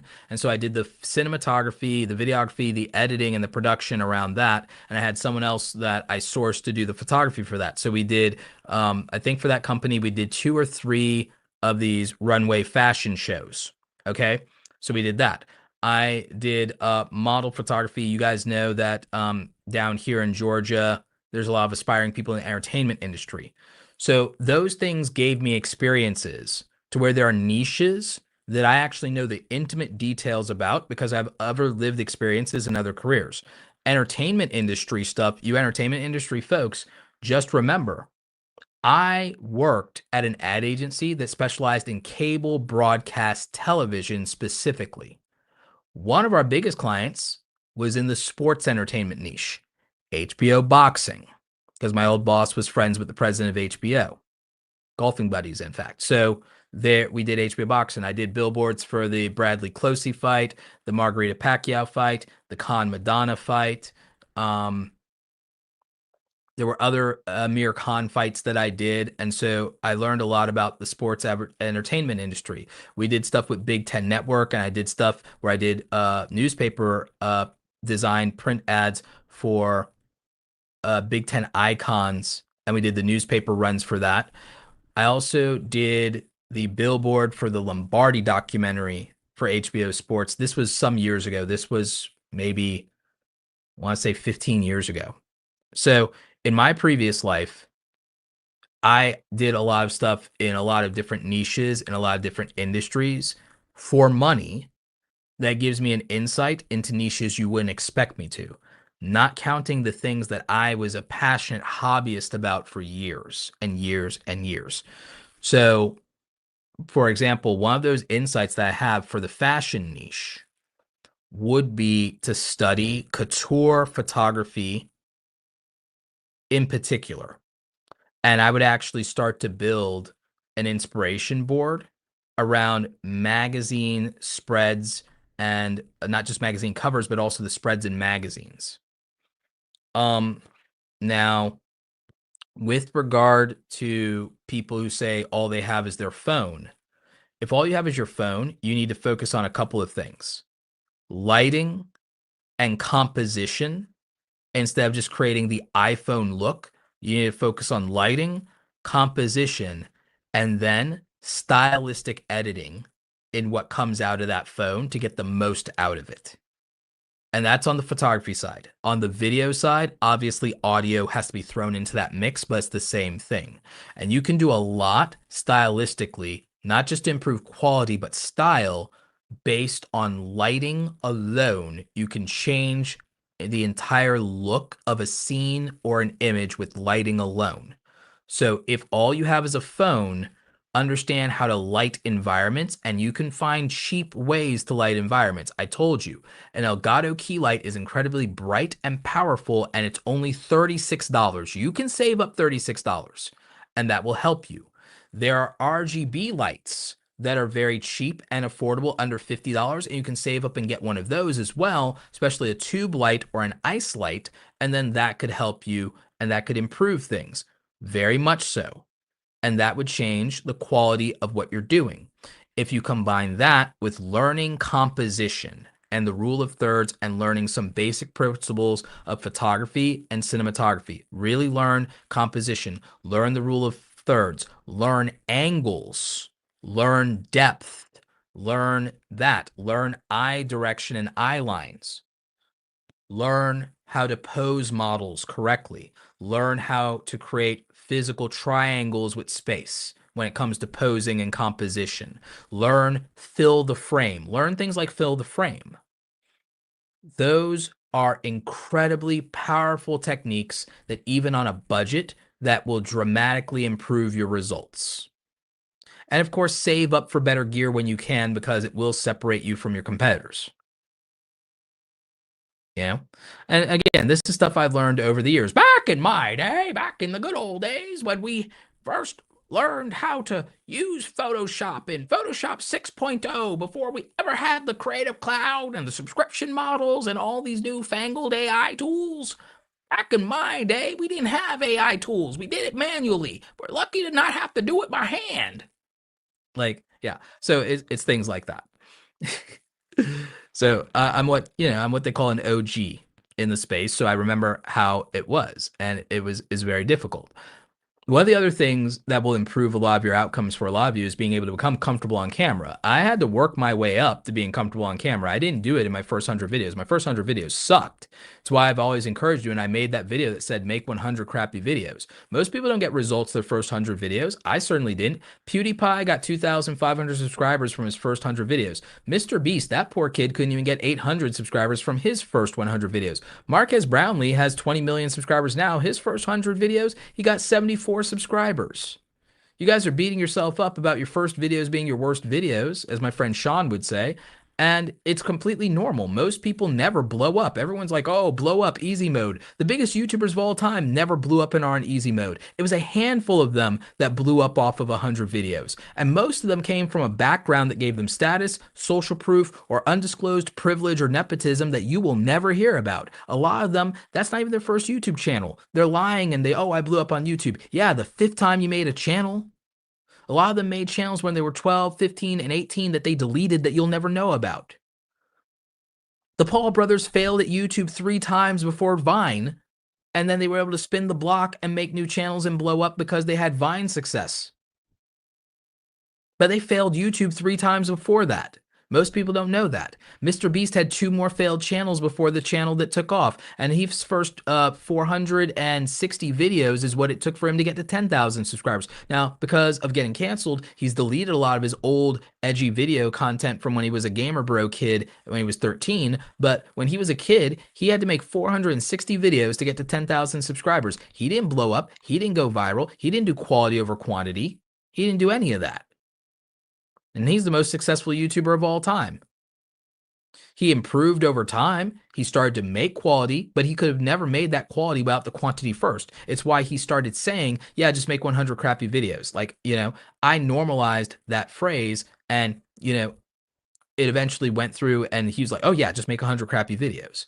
Because I made a video about him. He saw the video I made about him, and it was like, yeah, Mr. Beast made 100 crappy videos and got less than 800 subscribers. So did PewDiePie. So did Marques Brownlee. So did all these other creators. Why are you beating yourself up? Just make your first videos and learn from it and improve. And then you'll look back and go, man, I made crappy videos back in the day. No wonder I wasn't getting views. No matter what, I wasn't getting subscribers. But I learned from it. Would I be where I am today without the mistakes that I made in the past? So you have to understand that everything is a learning opportunity, and it's part of your growth and part of your development. You're supposed to make mistakes. It's normal to make mistakes. You're supposed to grow from them, though. You're not supposed to keep repeating them forever. The YouTubers that have made like the YouTubers that say, I've made 500 videos, why am I not growing? I've made 1,000 videos, why am I not growing? Cannot tell you what they learned and cannot show you that they changed anything about themselves and have no transformation. Because what you will find if someone says, I don't even have 10,000 subscribers or 1,000 subscribers and I've made 1,000 videos on YouTube, there will not be a big difference between video number 50 and video number 500 for that creator, and that's why they're not growing.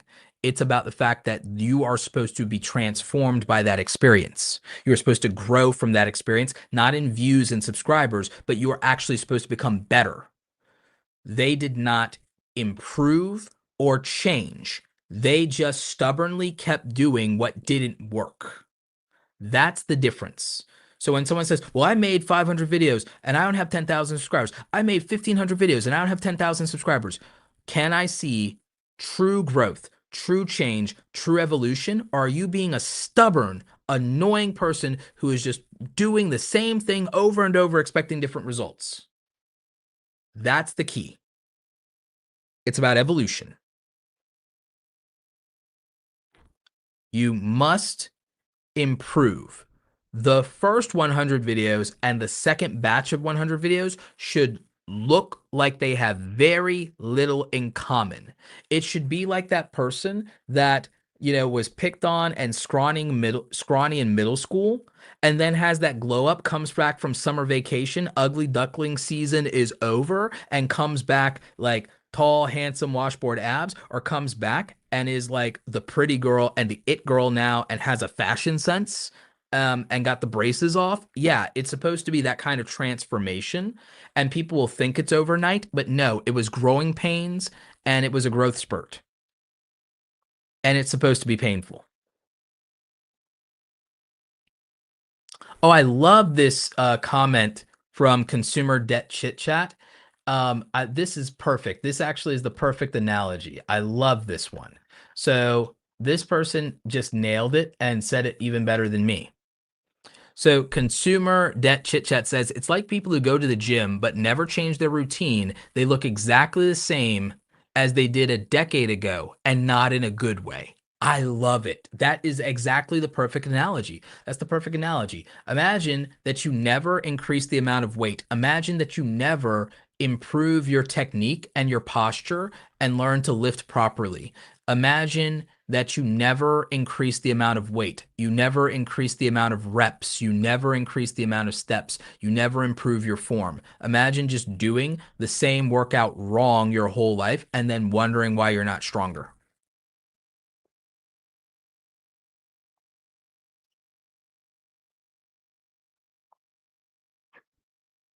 So it's that sort of thing that you have to really look at. And so that's what I would say. Josh is asking if this is an aura ring. Yes, this is an aura ring. This is why this aura ring is part of that fitness routine that I do properly. That is why I am 40 and you can't tell. So, yeah. So that's the deal. But yeah, it's perfectly normal to stagnate if you don't evolve. If you don't change, of course you stagnate. Of course you don't grow. You have to be willing to do a transformation. If you want your results to change, then you should be the thing that changes.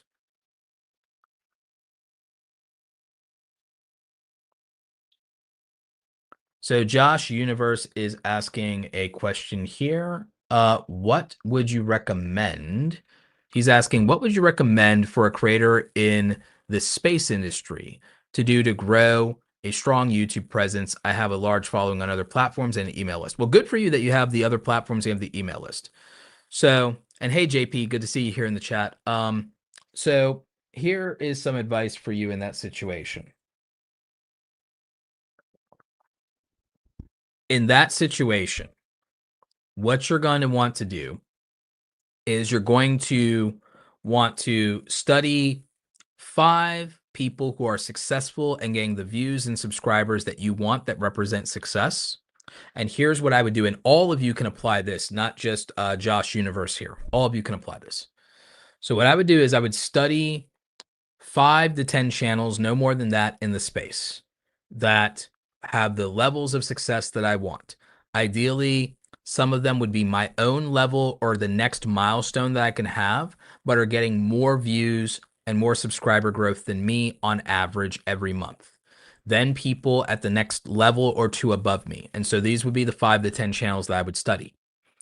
What I would study from them is I would look at their most recent videos that are working, and I would get about 10 of those videos from each of them, and I'd be putting everything about them in a spreadsheet. I'd take a screenshot of the thumbnail, put that in a spreadsheet, put the title in a spreadsheet, put the view count in a spreadsheet, put their current number of subscribers in a spreadsheet, put the subscriber growth of the last 30 and 90 days for them in the spreadsheet, line this all up, put 10 videos from each of them side by side. So now I have 50 to 100 videos to study. Now I have their thumbnails. I can study the baseline of what the market wants from me in terms of a thumbnail that gets clicked on and what the standard is and what thumbnails should look like. I should be studying those and then be honest with myself of whether I can use the techniques that allow me to create an equal or better thumbnail. I would try to be recreating their thumbnails, not to use them, but to prove to myself that I'm capable of making their exact same thumbnail and that I have the same level of skill and technique that they have.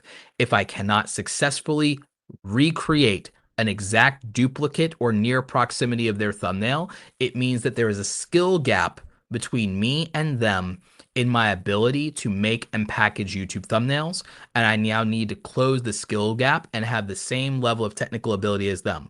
I did this as a graphic designer is I studied billboards and magazine covers that were famous, and I made sure that I could duplicate those things perfectly in terms of layout, composition, color, match them perfectly and understand the principles and techniques, and then say, okay, why did I do that? What I had to learn, what tool do I use to do that, so that I would get the skill. It's not that I was going to use their work ever, and I never did. I never used their work. It was about me knowing that I could understand how they got there and what makes that possible so that I have the right tools and techniques in my arsenal, in my toolbox. And unless I can do the same thing and produce the same outcome in terms of the physical result, in this case, the thumbnail, not the view count, the thumbnail, then all right, that's a skill gap I need to close. It's a skill issue. So great. You can do that. So now you have the capability. Let's look at their titles. What about their titles is so appealing and what they do? One thing I would do is I would plug their titles into a readability score tester and figure out what reading level their titles are at. So now instead of worrying about duplicating their titles, I now know, oh, so everybody in my niche is making titles at a 5th grade or lower reading level. Got it. Oh, and my titles are at an 8th grade reading level. Okay, my titles are not as accessible as theirs. Maybe I should write my titles and see what would a title like the one they made look like at a 3rd grade reading level to make it even more accessible. Let me try my version of this idea with a title at a 3rd grade reading level instead of a 5th grade reading level, so it's even more accessible to a broader range of people. Then what if I make a thumbnail that is more attractive than theirs, but also stylistically is comparable? Oh, this would be a good experiment to determine if this gets me more views. Aha. Other thing I would study across the 10 creators or top 5 creators that I want to aspire to be like in my niche that are winning and winning currently is I would figure out what the publishing frequency of all of them is, because if I cannot beat them on quality, I can beat them on consistency. And I can beat them on packaging now because, all right, I can now step up my game, package exactly like they're packaging at the same level. But then if I just have more content than them, I have more opportunities to be discovered. And then I might be able, if they ever ghost their audience, I'll be right there to swoop them up. If I ever see these creators in my niche out here lacking, if I ever see them lacking, if they ever go and take a month-long vacation, if they ever get in their feelings, if they ever ghost their audience and that audience starts getting lonely, I'll be right there to swoop in. So that's the key, right? So there's that potential. There's that potential. If you find out that, wow, everyone in my niche does low effort content and doesn't do storytelling and editing and the audio is bad, then you beat them on quality and say, I'll go higher editing, higher production than them, and I'll be relatively as consistent, and I'll equal or beat them on packaging. So you need to find a dimension where you can beat the players in your market. And if you can't beat them, you have to at least step up and join them. So that's my answer for you, Josh, but I also made it a general answer that everyone can work from and apply. So that's what I would do. That's what I would recommend in your situation. The other thing you could be doing is, since you have a platform and other audiences and you have an email list, is promote the YouTube channel more when it comes to that. If you have other platforms, live streaming those platforms and then also multi-stream in YouTube, and then promote people and tell them the better viewing experiences on YouTube and that you'd appreciate some support there. So then that's what I would do.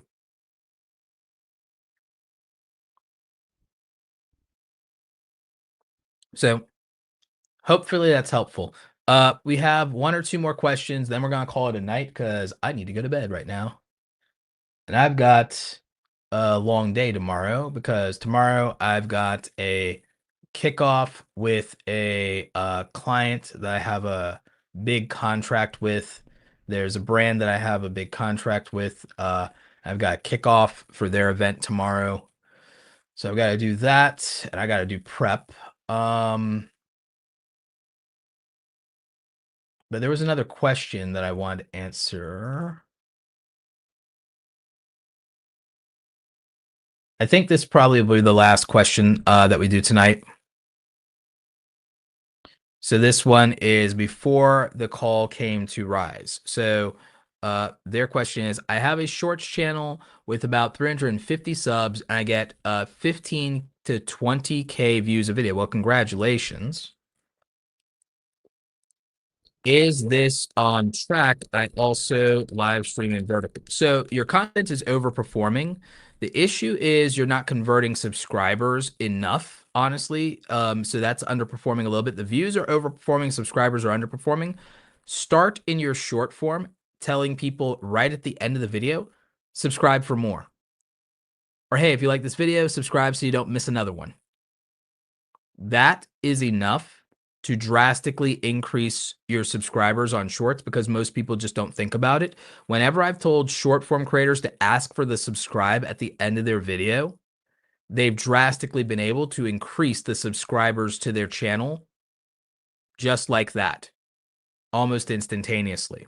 So that would probably be the most important thing that you can do is a call to action to subscribe if what you want is more subscribers, because you're already winning on views. You're already winning on views. You might as well get subscribers since Shorts doesn't pay high in ad revenue. But by the way, for all of you who are like, oh, Shorts doesn't pay on ad revenue, Shorts doesn't pay on ad revenue, I want you to consider what would happen though if you had evergreen Shorts.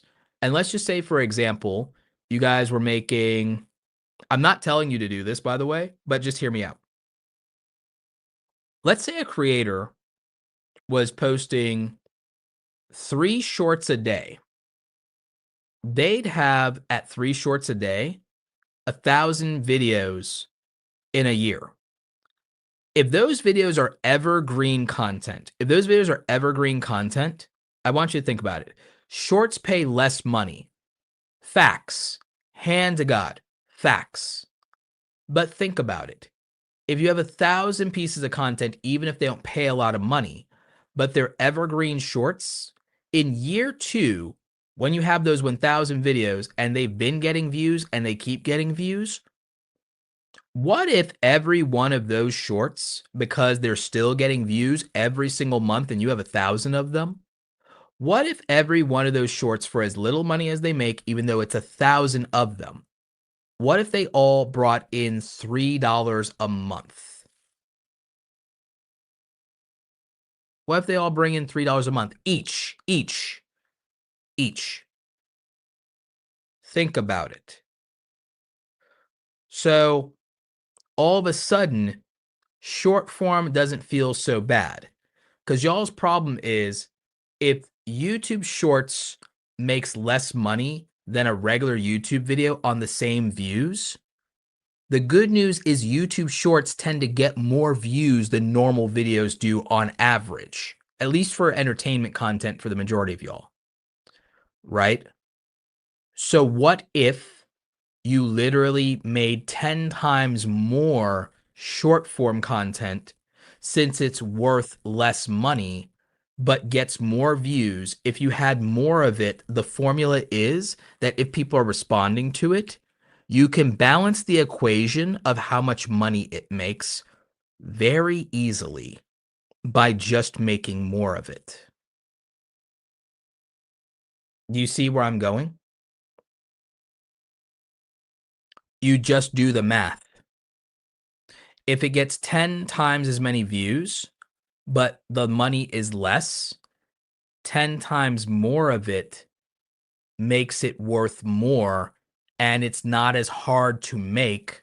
So making 10 times as much of it isn't a big deal.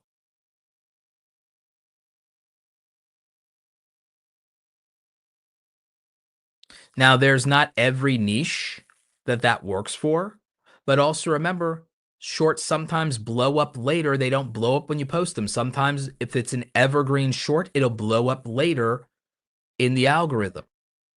That can happen for normal videos too. Can also happen for live stream replays if the value is there and it's good replay value.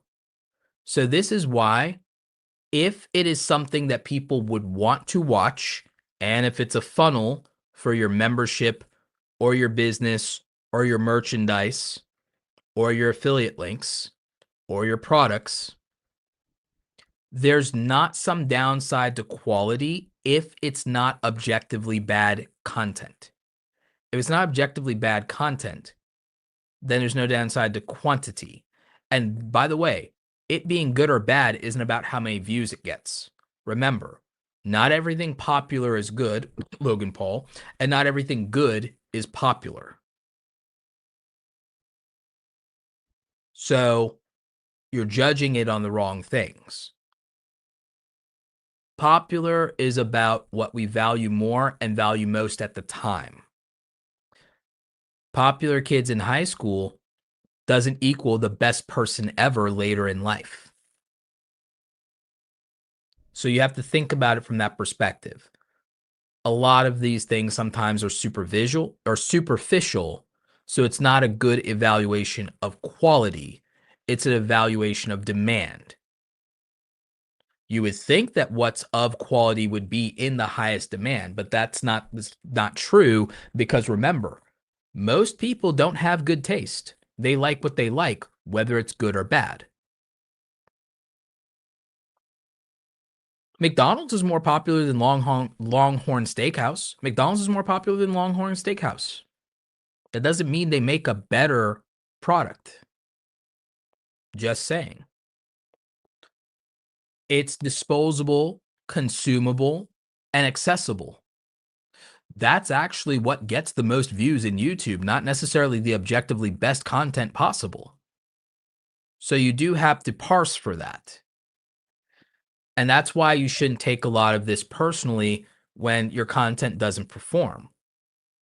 Your content doesn't always perform for that reason. It doesn't mean it's objectively bad sometimes. It could mean the packaging is bad, or bad for that market and its preferences and its biases and your inability to pass through the filter.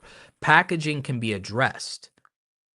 It's easier to fix the packaging than to fix the quality of the content.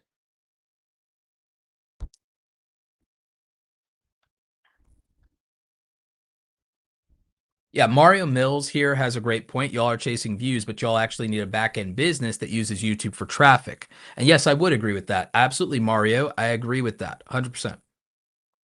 Does time of day matter for shorts? Time of day in general doesn't matter for YouTube videos as a whole, except for one thing: initial views. Initial views matters if the content is about timely content and being on time. But if it's evergreen content that will always be in demand, then timing matters a lot less. In general, you should post when your audience is active, aware, and awake to get initial views and to get initial traction. But you can just get long-term views indefinitely. Most people get 90% of their views after the video is already up instead of up front. So it really depends on your content.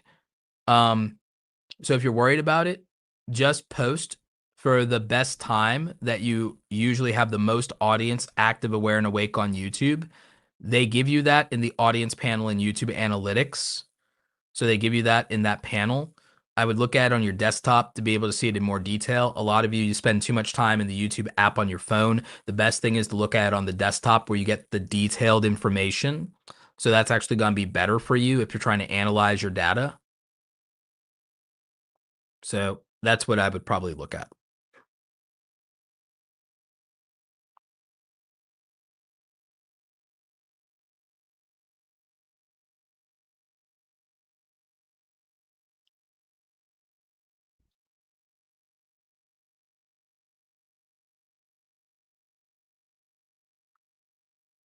Yeah, Marcus from the UK has a point. Responding to your comments is also a really good thing to do for multiple reasons, but I will tell you, if you care about returning viewers and subscribers and repeat viewers to your channel, replying to as many comments as possible is the fastest way to turn viewers into subscribers.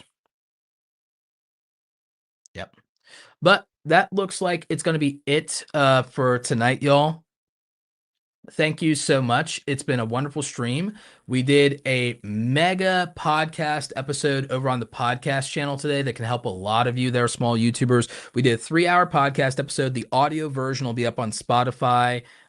If not this week, it'll be up next week, but it'll probably be up this week for sure. We have 2 episodes going up to the audio side for Spotify. We have a couple of interviews coming out as well. We have a back catalog of interviews you can watch with some great creators and entrepreneurs. Uh, we did an interview a while back with Justine, who is like YouTube royalty, and she's celebrating 18 years of doing YouTube, which is amazing. Not a lot of YouTubers are still active after 18 years. She's a real OG. We have an interview with her that you guys should definitely check out on the podcast. So that one's great. We have an interview with our good friend Justin Moore that you should check out from Creator Wizard. We have Jay Klaus from Creator Science. You should check that one out. So make sure you check out the Create Something Awesome Today podcast. On YouTube, you can find it by searching for Roberto Blake Podcast, and you'll see the full interviews, episodes, and some of the clips there. We also have the audio version for you guys who want to listen on Spotify or Apple, where podcasts can be found. We also are in YouTube Music app, so you can definitely listen there. And so, yeah, we have a lot of great stuff for you. It's been amazing chatting with y'all. I hope to see you Friday for our YouTube channel review streams. The rules and details are in the description for that. We've already scheduled it for Friday. It'll be a similar time to this one. So definitely make sure you're checking that out if you want a channel review. If you want to join the Awesome Creator Academy, you go to awesomecreatoracademy.com/join. We have a link in the description. We have details there. And so we hope to see you in the academy as well. We meet there on Tuesday and Thursdays. So that's why I don't stream on Tuesdays and Thursdays. And yeah, looking forward to seeing you guys again on Friday. We might try to do a podcast tomorrow morning and talk about some other creator topics. We definitely want to cover more for the creators who have full-time jobs and help you transition to being full-time content creators over the next 18 months to 3 years. That's usually what it can take if you have some specific guidance that you're going through. In general, getting to be a larger creator is usually a 5 to 7 year journey, but full time, if you do it right, full time and you focus, you can get there in 18 months to 3 years if you play your cards right. The big one for that, like we said, is doing UGC content and also potentially having a back end business for your channel. So a lot of great opportunities. Really enjoyed doing the stream tonight. We went for, what did we go for? 3.5 hours here. What is it? Yeah, 3.5 hours. Wow, that's a lot. But thank you so much. Appreciate y'all. We're going to end the stream here. You're going to see some more information about Awesome Creator Academy. Remember, if you're not ready to join the Academy Pro Group, do consider taking our free Creator Foundations course. It's a pay what you can course. It can be $0 or $5, whatever you can. It's a course that we made for you, and you can finally have a good course experience if you've never tried courses before. And you can actually learn quite a bit that could help you to stop struggling if you're a small content creator. Don't forget that that course also has a 90-minute monetization masterclass. So even if you're not an absolute rookie, you will want to watch the masterclass because it has a lot of information about brand deals, sponsorships, and monetizing your channel correctly. So make sure you're checking that out. Stay awesome, and I'll catch you all next time. Becoming a content creator can be a very lonely process and adventure, but it doesn't have to be. When I first got started going from 0 to 100,000 subscribers, I had to do it all by myself. I didn't have a community of like-minded and like-hearted creators to talk to or to ask for advice, and I certainly didn't have a mentor to guide me along the way. I built the Awesome Creator Academy Pro group because when I was getting started, what would have meant the world to me is not to have to struggle alone when it comes to being a full-time content creator. If I had had a community of creators that I could talk to and share information with, I would have avoided a lot of mistakes in my early career, and there would have been opportunities with brand deals where I would have gotten a better understanding of how to negotiate, and I wouldn't have undersold myself. I wouldn't have been taken advantage of in those early situations. So in the Awesome Creator Academy Pro group, myself and our co-instructor Andy Rivera, we meet twice a week for office hours with our creators, and we share information, we talk about how we're building our creator businesses, and we offer constructive criticism and critique on the things that we're working on for our projects. You'll be part of a community of usually around 100 like-minded creators who are taking this seriously just like you are. You'll also have all access as a pro group member to all of our past, present, and future courses, training, templates, digital downloads, and swipe files. You have full access to our creator blueprints where you'll see our systems and the frameworks that we use to execute. You always fall or rise to the standard of your systems. A lot of people really underestimate how important that is. We have digital download templates that can help you so you don't have to start with a blank canvas. These done for you files are actually incredibly helpful, especially for things like your thumbnails, your media kits, and anything you need for your branding as a content creator to look professional. We have email swipe files that help you with reaching out to brands. We have great information in helping you price yourself and build your packages appropriately. And remember, as part of the pro group, you have the opportunity to ask questions from myself and all the other creators participating.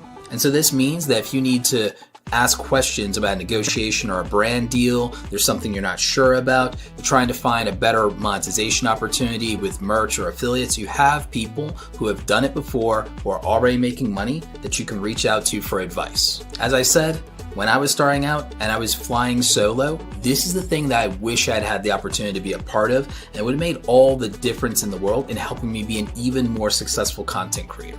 If you have questions, you can always reach out via support. We're happy to help you figure out if the pro group is right for you. Also, we do have the opportunity if you become a VIP member, if you also would like quarterly one-on-one coaching with me directly. Now go out there and create something awesome today, and hopefully we'll see you in the pro group. Take care.